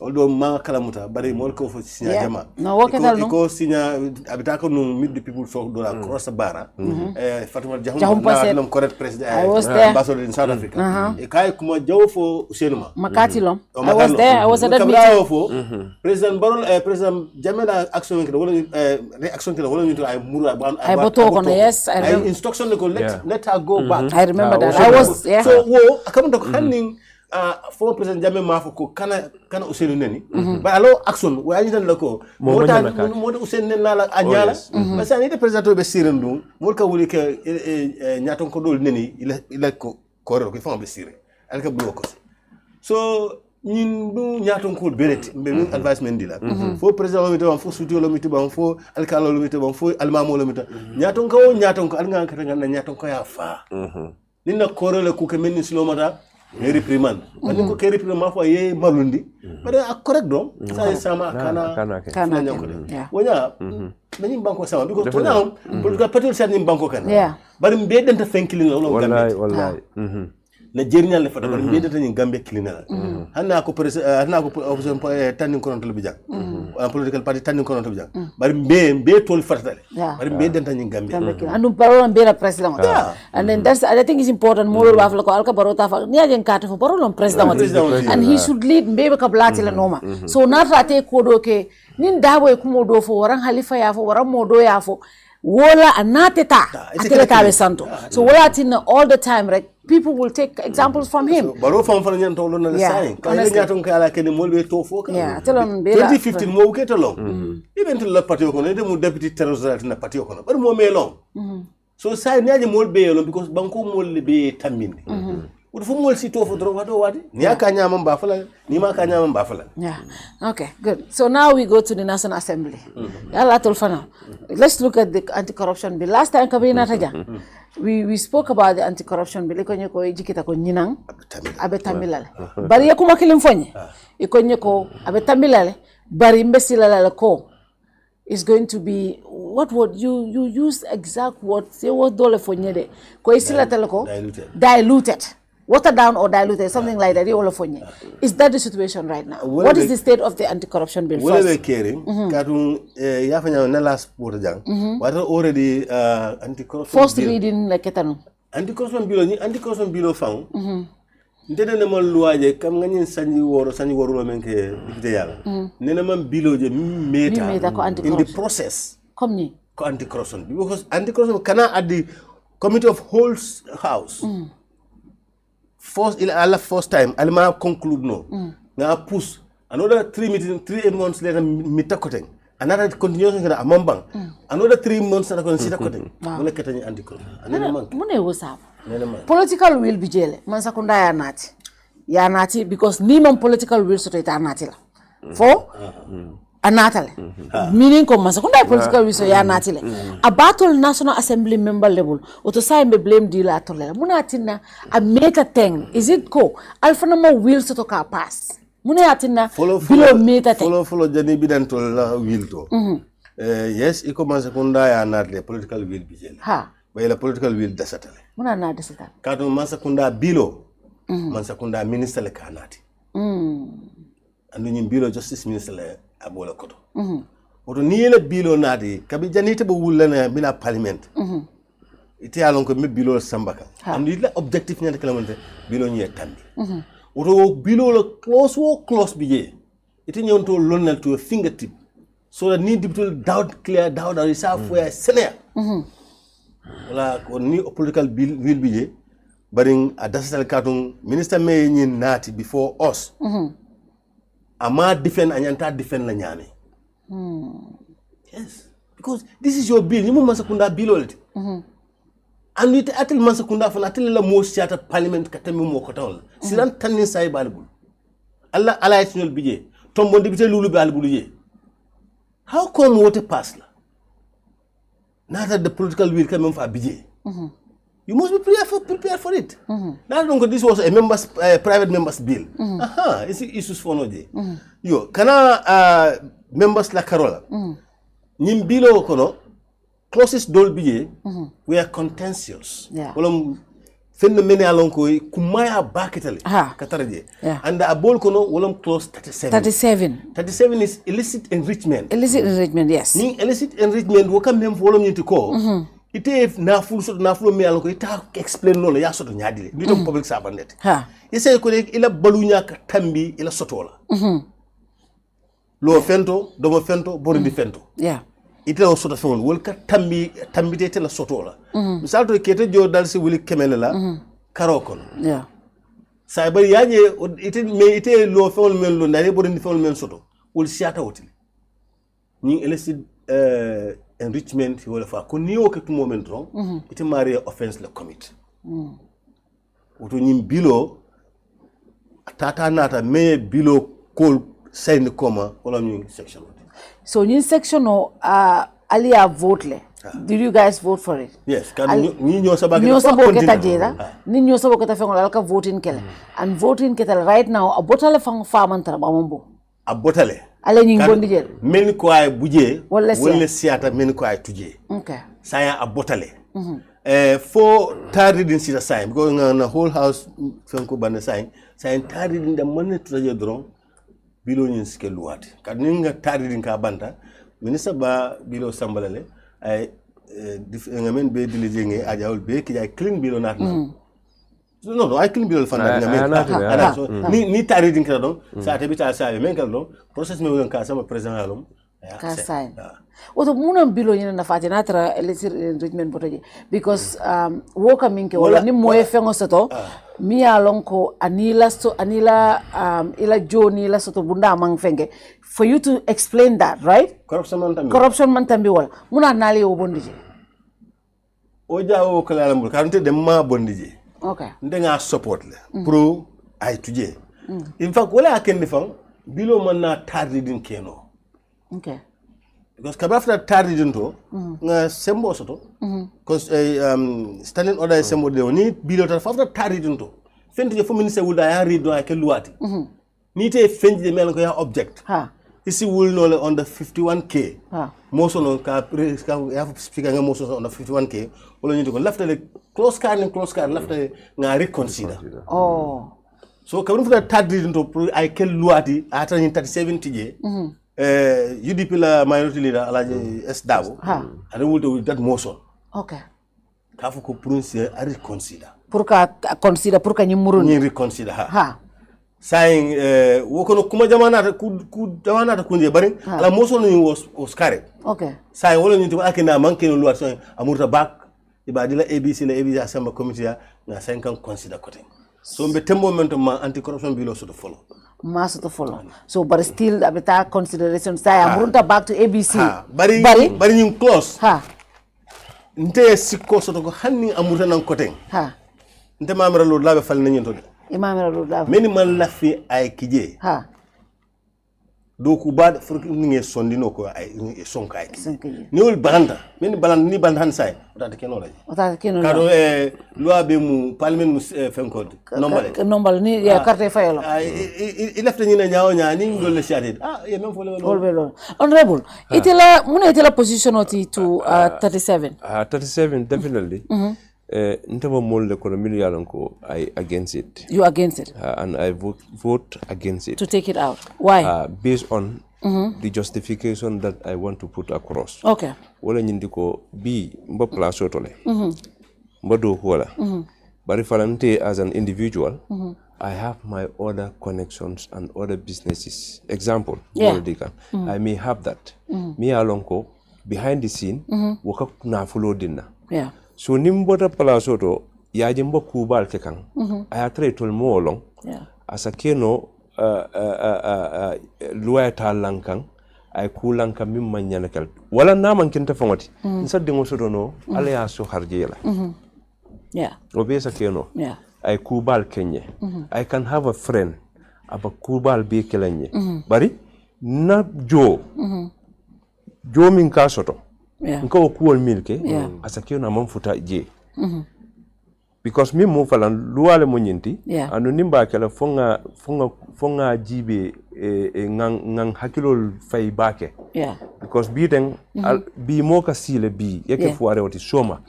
Fe fintiye yake koditi bati yeku balke.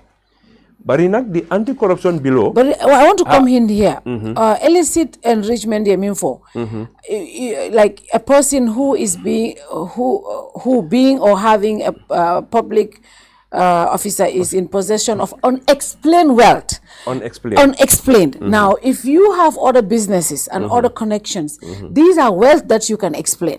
Because natra ite, for example, you have businesses, you can always account for that money that you are saying. Natra idingo do call I gift dealer or I finance dealer. You can always explain that. The law is very simple, explanatory. It says unexplained wealth.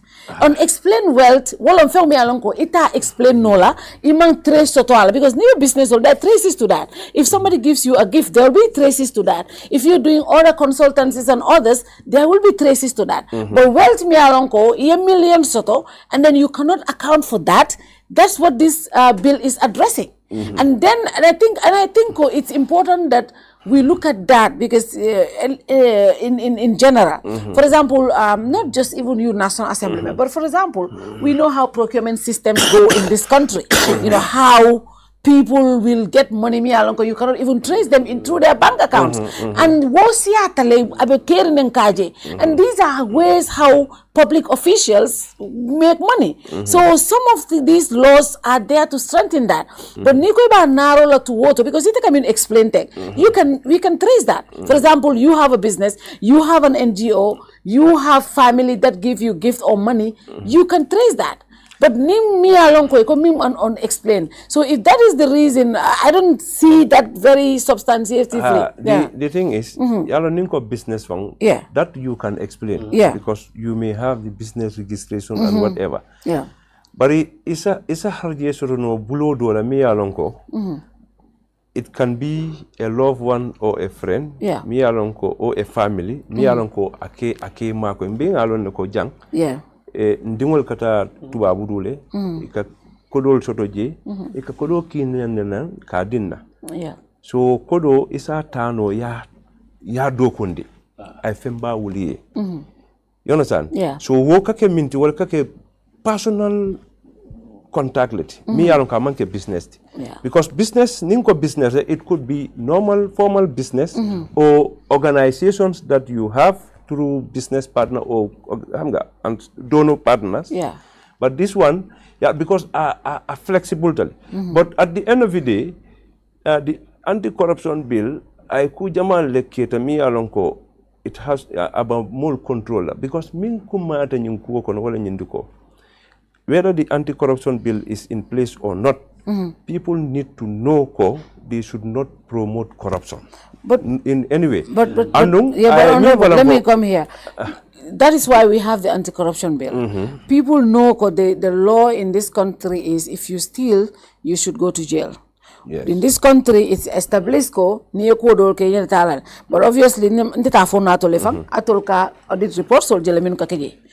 Kumamboje, Femmamboje.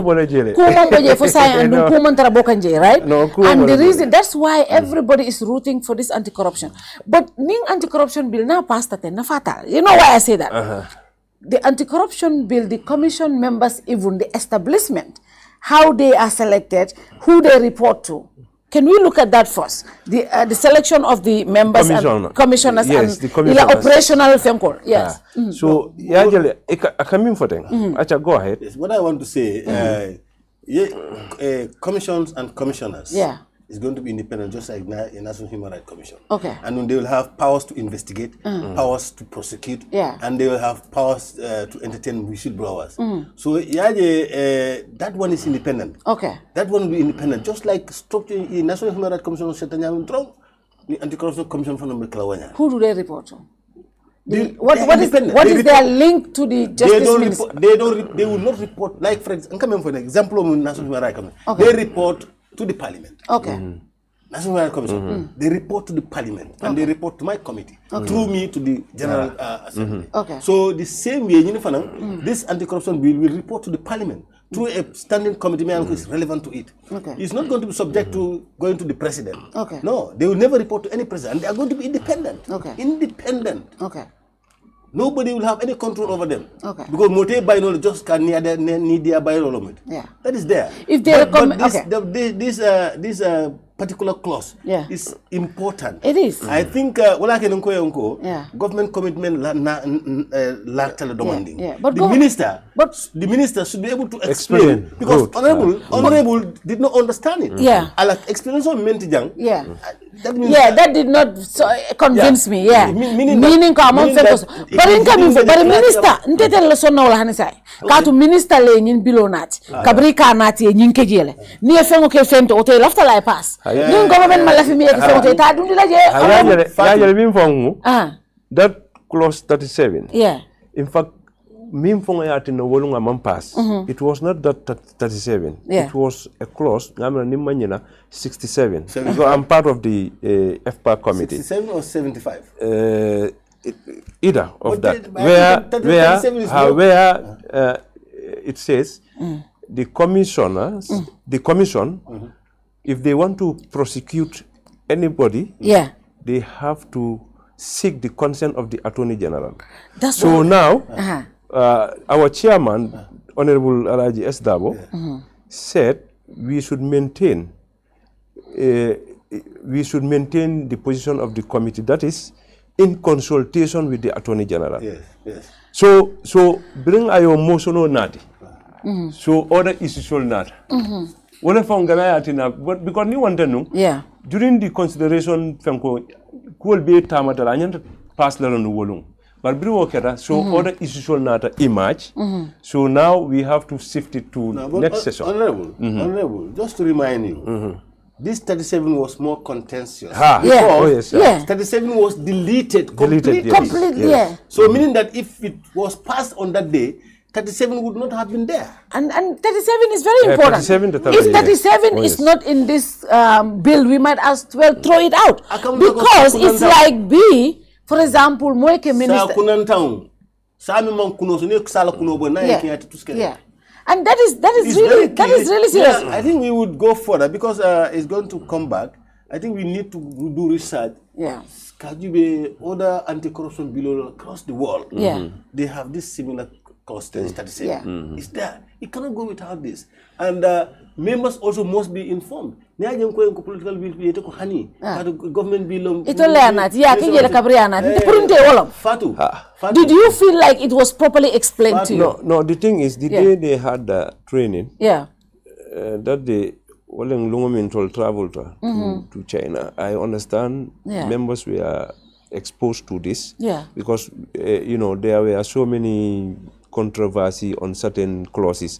So we decided to go and at least sit with the legal whatever. But that day, I was there, but later I left because I was traveling that day. But the Attorney General was not there. It was, some legal individual from the office of the ministry, whatever. So basically, I don't know for what reason, but it was deleted. The political, political will is lacking. That very day, Lumen finalized. The minister has a meeting with the NPP caucus. We were in the hall for quite a while. The hall was empty until when they were done with their caucus. Then they started coming in. Because I'm not part of the meeting. You don't know what they discussed. I can only speculate. So they must have agreed with the minister. So the will is not there. Those members could not have convinced the minister to say this should be deleted. He should be able to convince them that this is the most important section of this bill. If it cannot happen at that caucus, I didn't go there, I'm not part of it, I'm not NPP. But I know they had that caucus before. If he cannot defend it there, whatever they have agreed is what will be on the floor. He cannot defend it on the floor as well. Did they vote along that line though also? Was the voting along the line? Who are the people? I know the entire NPP caucus and the allies and the nominated members all voted. To remove it? Yes. So, because I'm privileged that the minister had a meeting with the NPP caucus, I'm of the opinion that this must be the agreement. So the will is not there. That's why I said the minister should be able to defend this bill, because this is government bill. You cannot afford to bring government bill and it fails. And this is what? This is the third time. Twice in the sixth legislature, one in the fifth legislature. That he will bring bills and they will not cross.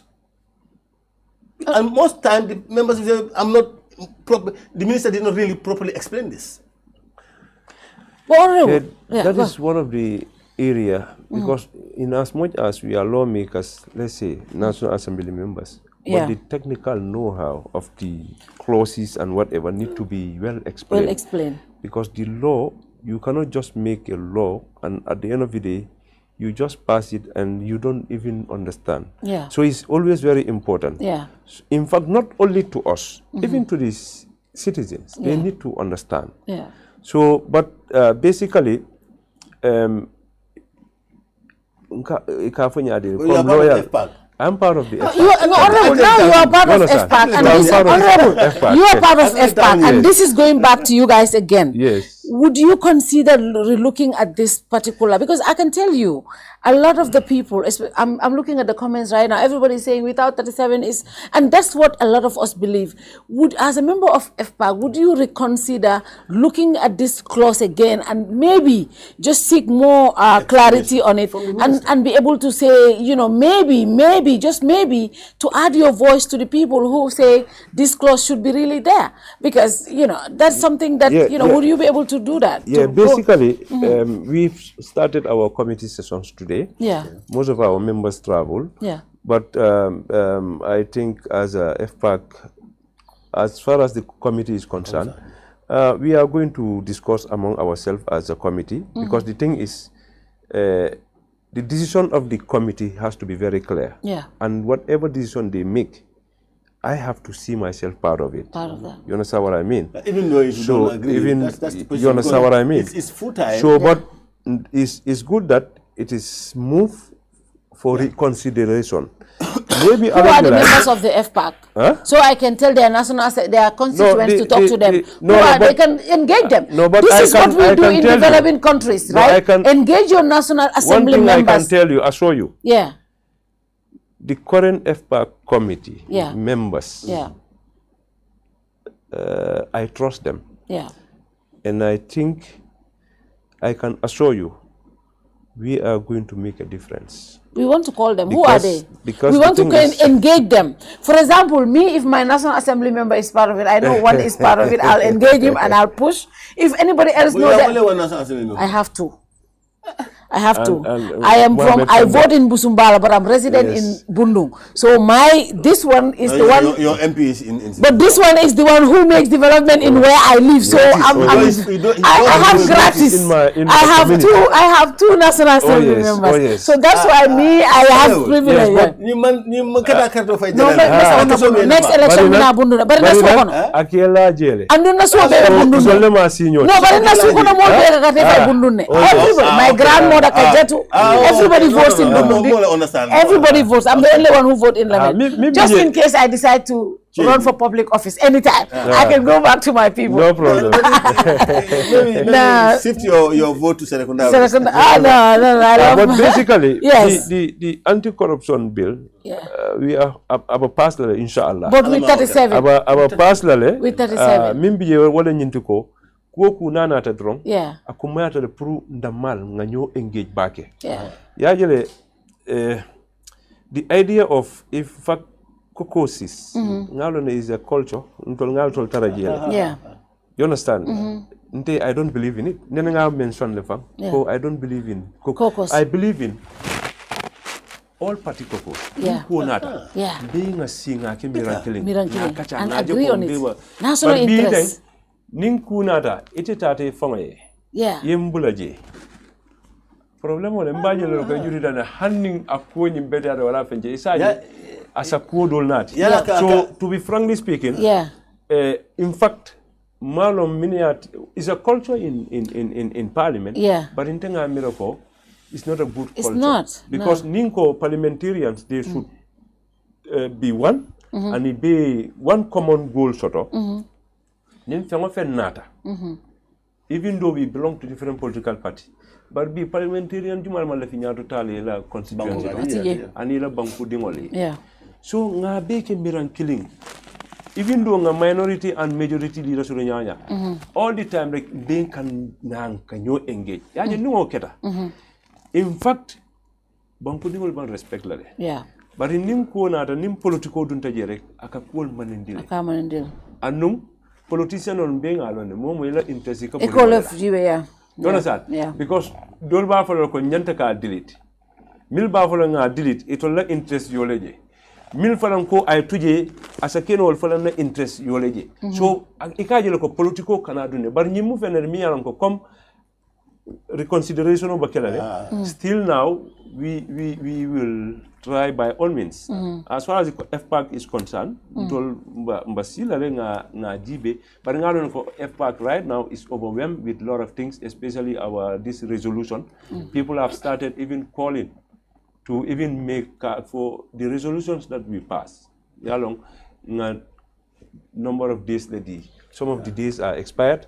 So now the Inspector General of Police should start doing some kind of investigation.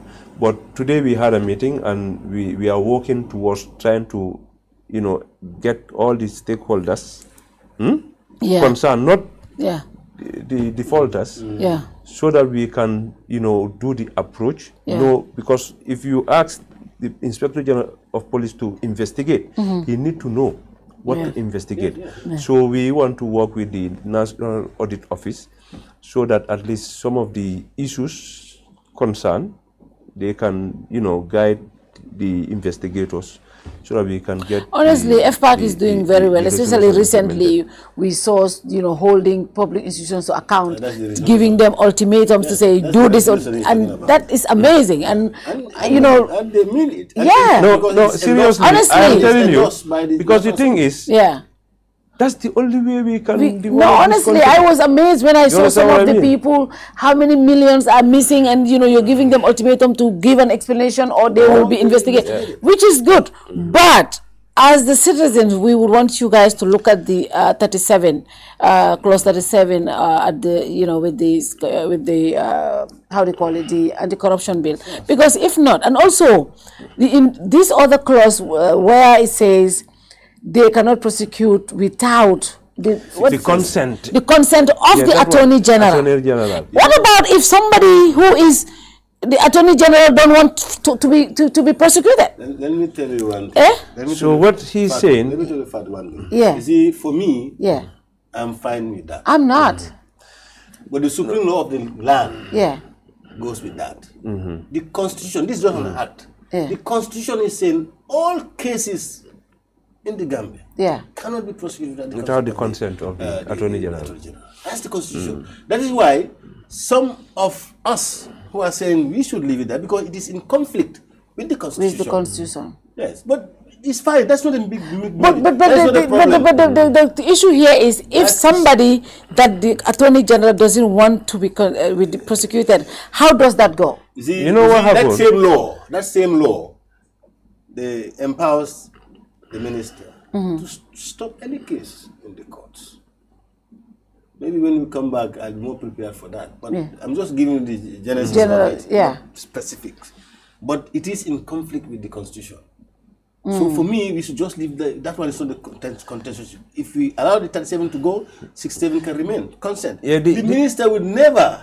Because the issue is the position of the committee and their recommendation was in consultation. But the way it was done, already it was passed during the consideration period. So it was later when chairman said, I think we need to reconsider this clause.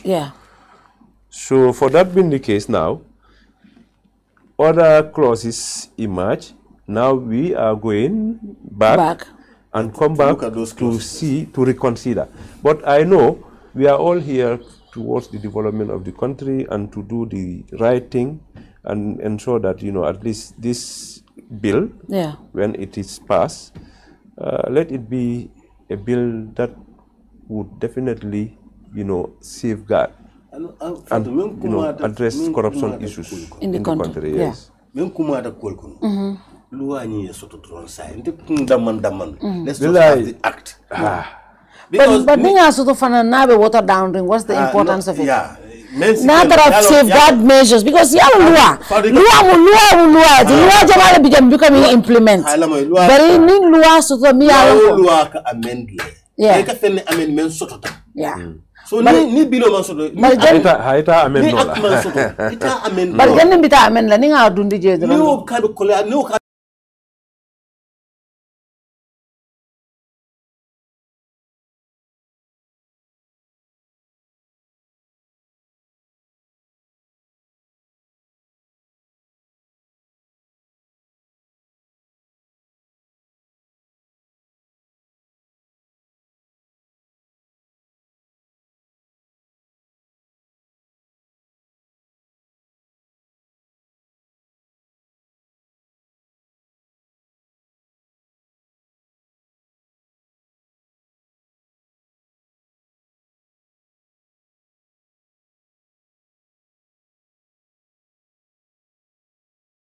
and independent, and they report to the parliament.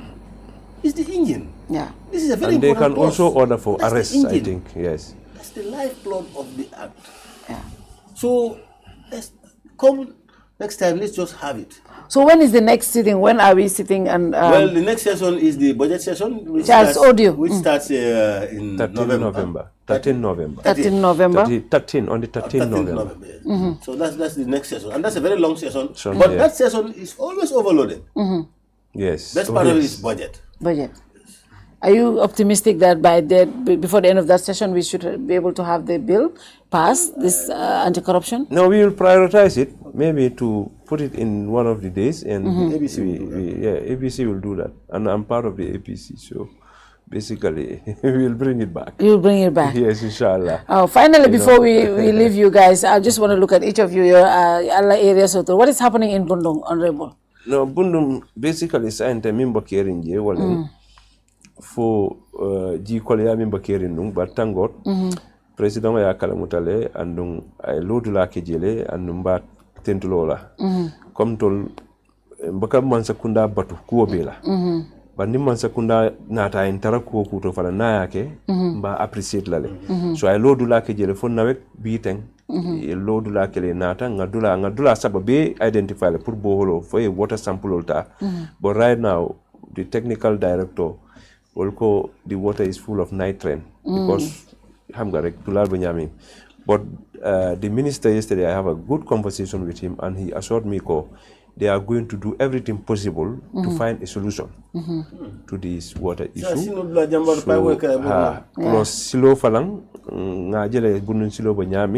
So right now, thank God, there is a team here on our station in the drain soul doku kane ebakata because before ikatale kana so ngajigiko about maintain them because that's what I appeal to the minister. Maintain them because nindo ko wakela ni moyela do ko lal maintain katay kana molta hope soto la do ko nyinto.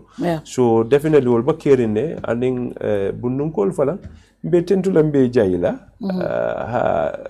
akamoto control mila savan leti makuja maleke kan come part of this water at our level as a community wala nanga boholoke and currently we are also surveying almost about 25 community standpipe. Me yalon kanyenta kala kordal kono ka pompo di wala. Because when I was a councillor, I was able to at least install over 80 community standpipe.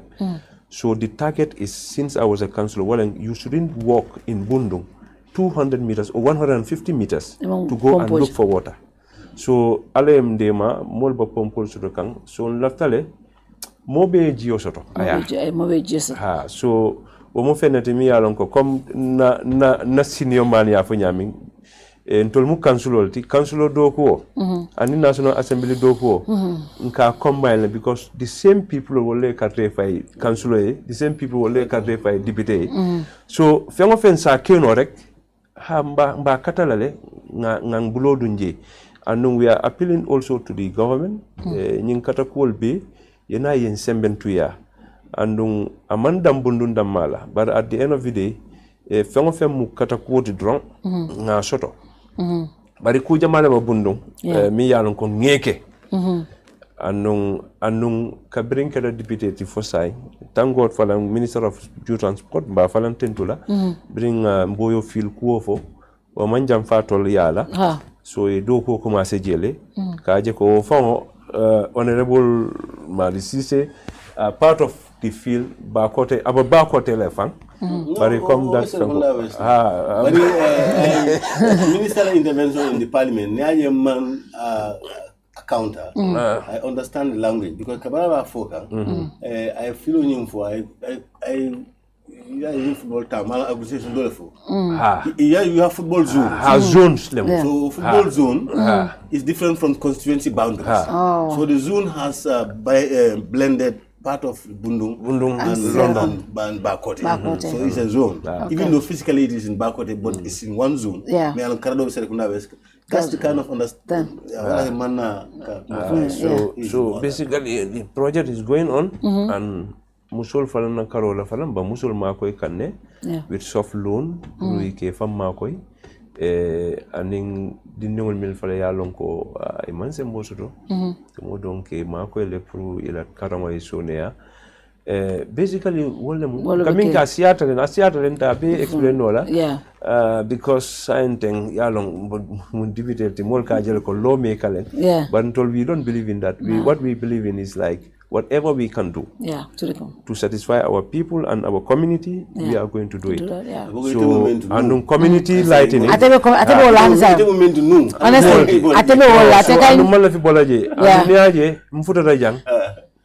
Whatever. So community lighting in Falang. Yeah. Inshallah, very soon. Yeah. Come nga fo nyami na campaign wato nko. Ntela councilor. I am going to make them proud. Ni sonta pour ni dokola and thank God I'm working with them. And definitely I'm going to support them 100%. Unless not imam pare. So currently we have a lot of street lights, me and Doku already. So in few days time, I am going to present some to one of the councillors through asata dundala woro because ndaba nu woro mindo nga beke lampotel. So the other word if I adopt bara mang fenche. So I want to reinforce so that at least we can meet our target as far as the community of Bundung is concerned. So because mimbi je wala nyindiko ndemo député na councilor mun na councilor I must work with them. Yeah. Nin dafta nga succeed. For ni do. It will fala ni dafta you succeed. For no ntenga councilor UDP councilor le soto. Ibe mu UDP let. So I am APRC. Yeah. You understand? Bari sai ndingol late. You understand? So I must have to look after them. About political parties. Si ada nyanya bari mbeden ta Gambia. Wallahi. So ward constituency fana ward on député obe. Identa constituency. Wallahi. Anu ku kilingo introduce ntema. Especially alla ward councilor. Fengo feng keta la wodoto aka fonyele ndefa na nama mimo ni ngalo ngafai hani samo keda hanni akeda UDP party moleti aba fola nyele ngata hanni mantala jang ni nata sita sawko. So that should be the spirit. Because being told be munyato politics Franklin said out Sando Fote Koma Ngalando ke 2 days ago Amari Bant to Abdullah Karfula Kele Banda August August 2nd, but Bodinata just always Seku Konate. Misro Konawato Mena, no Wilta, identify co Kansulum, El Control Sidaka, Tamari, Imanta Sado. But I come he was my secretary when I left. Na by election minkeda atelin data ke councilors for up to this last election amanna win that's Alaji Abubakar Silla so on come info pour ka bambani wona lotale no 2018 na gagné ataba doyle bari birana atembo doko he was my personal secretary. Wow. We worked together fonga na kamo for ntata parliamentary election or parliamentary election of Farang. To be frankly speaking, he invited one candidate only, but he supported me 100%. 100%. So, Birinta Boraji, a Falantata Luala Patue, Doi. Yeah. And he won. Yeah. Because Mbodo Kodo Kukekan, Mbele Baki can know. So, Muli Olone. So, Ndama from Moeko, take a but more from Yaja. You understand? Yeah. So, it was very tough for me because of the politics around. Yeah. But the thing is, this guy was there for the community. Yeah. So I cannot go back to the same community members and tell them this guy is not good. Yeah, no, it's that's not ethical. I don't think that's ethical. You told me that this year ila priority will be this term will be the rent. It's done by Gazette kind of side. Wow. I'm process now on Gazette. But in terms of production, it was drafted. Wow. I've seen the draft. Now the office is gazetting it. It's at least 14 days before session. So the next session is going to go. Wow. And are you lobbying to get it passed? No, it will be passed. In fact, I don't even need to lobby that because all members, it's unison. Everybody wants that. Wow, it's really non-controversial. Wow. It affects everybody, wow, especially the commoners. Wow. And also we have the election bill between his committee and my committee, the regional government and lands, IEC and ombudsman. Yeah. So the bill is with us. What bill? What exactly is that? Election bill. Election bill. Yes. In fact, I think yes. So they originally it was 2019. 19, yeah. Because we are anticipating for this last election. So that the laws of the elections should change. Yeah. It's a very interesting. If we're able to get the assembly to pass the new progressive law that is taking into account of the diasporas and voting and things like that. And they have, we have a lot of consultants with them, and they have a lot of inputs in it. It's a private member bill? No. It's government bill. It's a government bill. Okay. So, but it's gone far. I think during this period of committee session, we'll finalize it. Our best bet is to present it in this comment session. Interesting. Thank you very much. That is interesting. Thank you very much, guys. I think this was a very interesting conversation. Finally, Honorable Lila Stamune follow badi ngole nibe sarodila. Mbabadi ngol be kontonna, Gambia dingol be kontonna. Mbabundum kol be kontonna. Mbal tol falang Kerr Fatou mbal kontonna. Mbanna senior honorable member kontonna Alaji Madi Ceesay. Be konton na bake ka itanda lako still now wrong ntol bal koma alis lo itandinna so that soma nsan rodu la long andung mba fola jang na fola ko mantra jibe kam ko he's from UDP ntela ftale momo banyato ntela success mo bir munun kansuloti I see myself on the dock mil ngamil taraje I was willing to learn from them so politico mo ntede as far as I'm concerned mo kana political tamon na karola I'm just Sulayman. I'm a Gambian. Engage me nimma milon nimga feng falanke mimma beta you can engage me ete millo ya fonye then we collaborate so definitely ngoji etole and ngolo etole mbaka kumandi akam kumandi nyaare uncle so diatale atato sango minto nte bitangol le wolti na sister wala furuta o koto ma ke na sister di semo lan fada mbitan kundale mo jeti seku konate nyolya so definitely mbe kontona bake mba mol be kontona mba duala al fale fo ala sa also nyaato tala ka fo drong always mo iba ko kuto rek self belief is important if you know what you are doing is right and you have the potential or whatever, use your potential to make a difference. So kambal tentulambal jaila ka foko kontanta kana jang andu nga jigi ko nga kumol mil fo jang amanke ko is all perfect bari ma wuli wakan bari nga wuli minka wala nyitu kana ka kacha molye nga mil long andu nga mira nyimu sampulol ya jemba siring mambero fay nyokan you know ntala position of minting ma height nga minke ngafo yalo wala mu fema bari yeko ke shoma because of situation iba siri ikasila ko niya fo iba kala no that's not so kan wala mu consistency o haramo ni nyanta consistent la iba ko so kan be tentula be jayla mbadwala falang Kerr Fatou alma telening ay yurwa amin allah ay ke banko be kayrot inshallah amin alma ale yentol be kambendi nim mansal ni nyaton kol be fom be sa banko la nyato ta kilimo je don be bulano ma inshallah ala baraka honorable Madi baraka ba ke Fatou ngay tentu ngay jay ila media house na tentu nga jay ngam bari ma honorable Sulayman nga tentu nga jay even though after na political party man ke clean bari be dem nañu banko la wala ta banko la tal ay même fo atatamino la wala ndol to nyalo mo linge saban digire bunda bari mi edan fenna dol ikono ak lolu warta ak lolu yir warta so mi banko sambal to mo don jikta ko banko nyanda futa dami ba futan la nyele kadu ni me député bu la jubi folo nena maaje be kala kanje si pointo nyo saba nyo tema nga lawang karre fa wala ni men gagnata wala ko ko wayta nga jiki fana political nyaato gol fana nganta continuer wala dron kanyoji ka kacha den tanyim banko la banko stano nyaato nyamen dron bila ngani wote bari menna ko jinda damen dron wala mte na ko bita police wala ya kata e fero beke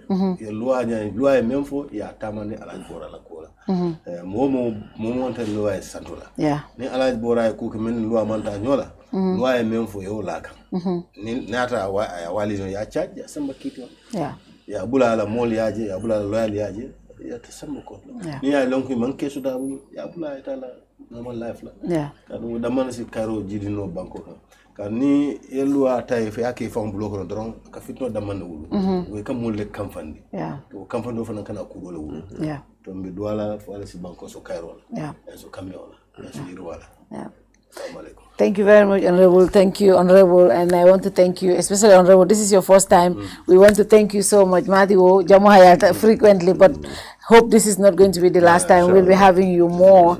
And also, we'll be working more on home basis also to help our people. Also, I think it's important to do that. We thank you so much for the services you guys are rendering to your people.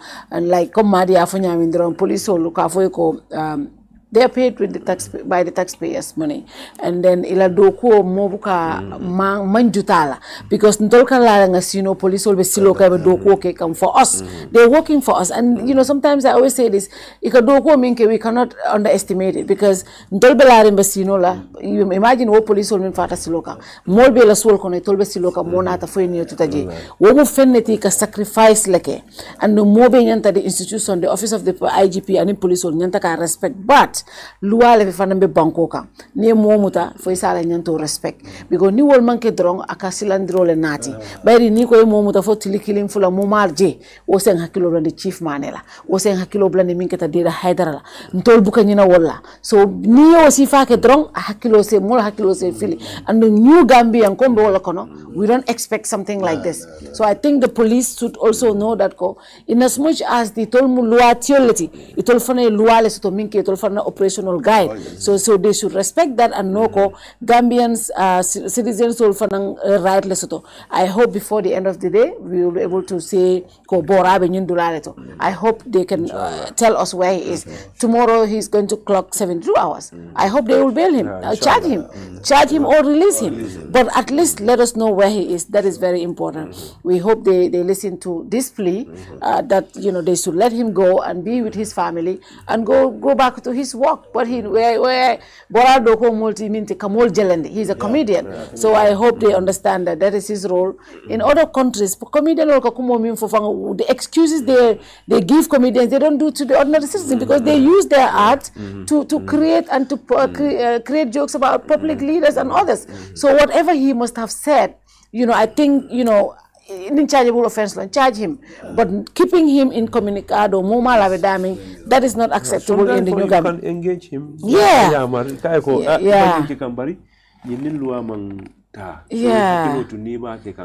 Because talent ba bulule or talent dum tolbe ga jibelen ka enjoy kuma kan milfo so ye min fo wole mo drum nga jigiko police they will do the needful and the right thing ta je ko min nyanta loi min fo yake so inshallah jikito ko bo kala we hope they do that.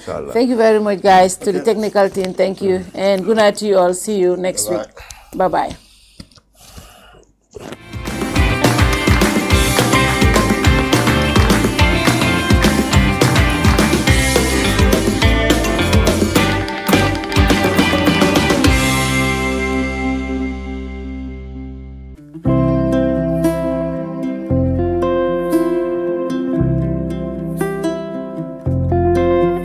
Residency Estate is a gated community located in Old Yundum, proudly developed by Swami India, perfect for all looking for a quiet life with luxury amenities within an enclosed setting. When talking about the benefits of living in a gated community, safety and security is top on the list.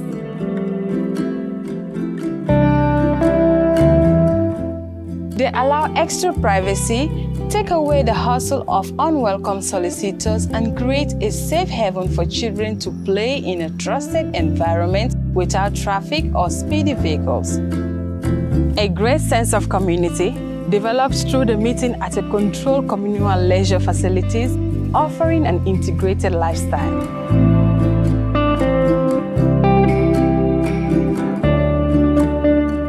A green environment and well-managed communal areas are keys to higher home standards, elevated quality of life, and better property value should you consider home reinvestment in the future. Added to all is the location, just next to the airport and reconstructed main road, yet tucked in the tranquility of nature. Our purpose is one: your satisfaction. Contact us. Let us help you build your dream home in the Gambia.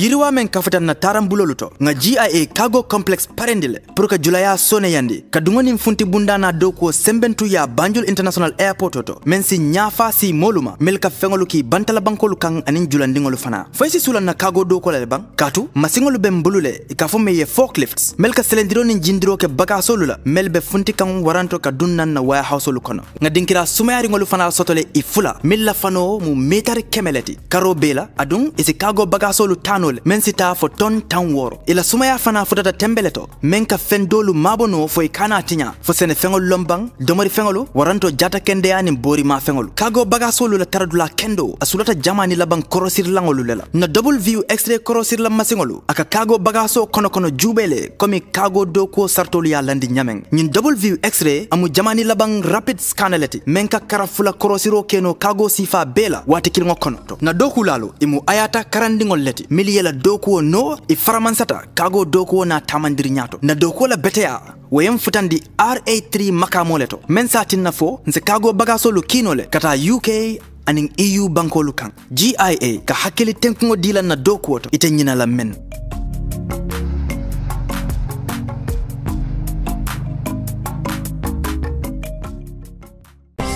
Every day is a new opportunity to make sure our first impressions are always our best and to see possibilities on the horizon, to make our facilities and services more accessible and find freedom all around us. With a location proximity to active markets, with a liberal air transportation policy, that daily pursuit is how we turn everyday opportunities for you. For all destination marketing support, customized packages for new existing airlines and operators, and for a highly ranked tourist destination, the Gambia Civil Aviation Authority is here to serve.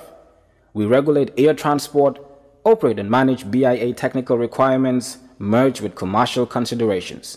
We have experienced and well-trained aviation professionals to cater for your needs. For investment opportunities in building airport hotels, shopping malls, playground for children, do contact us on 4472-831, 4472-893. Gambia Civil Aviation Authority. We go beyond daily.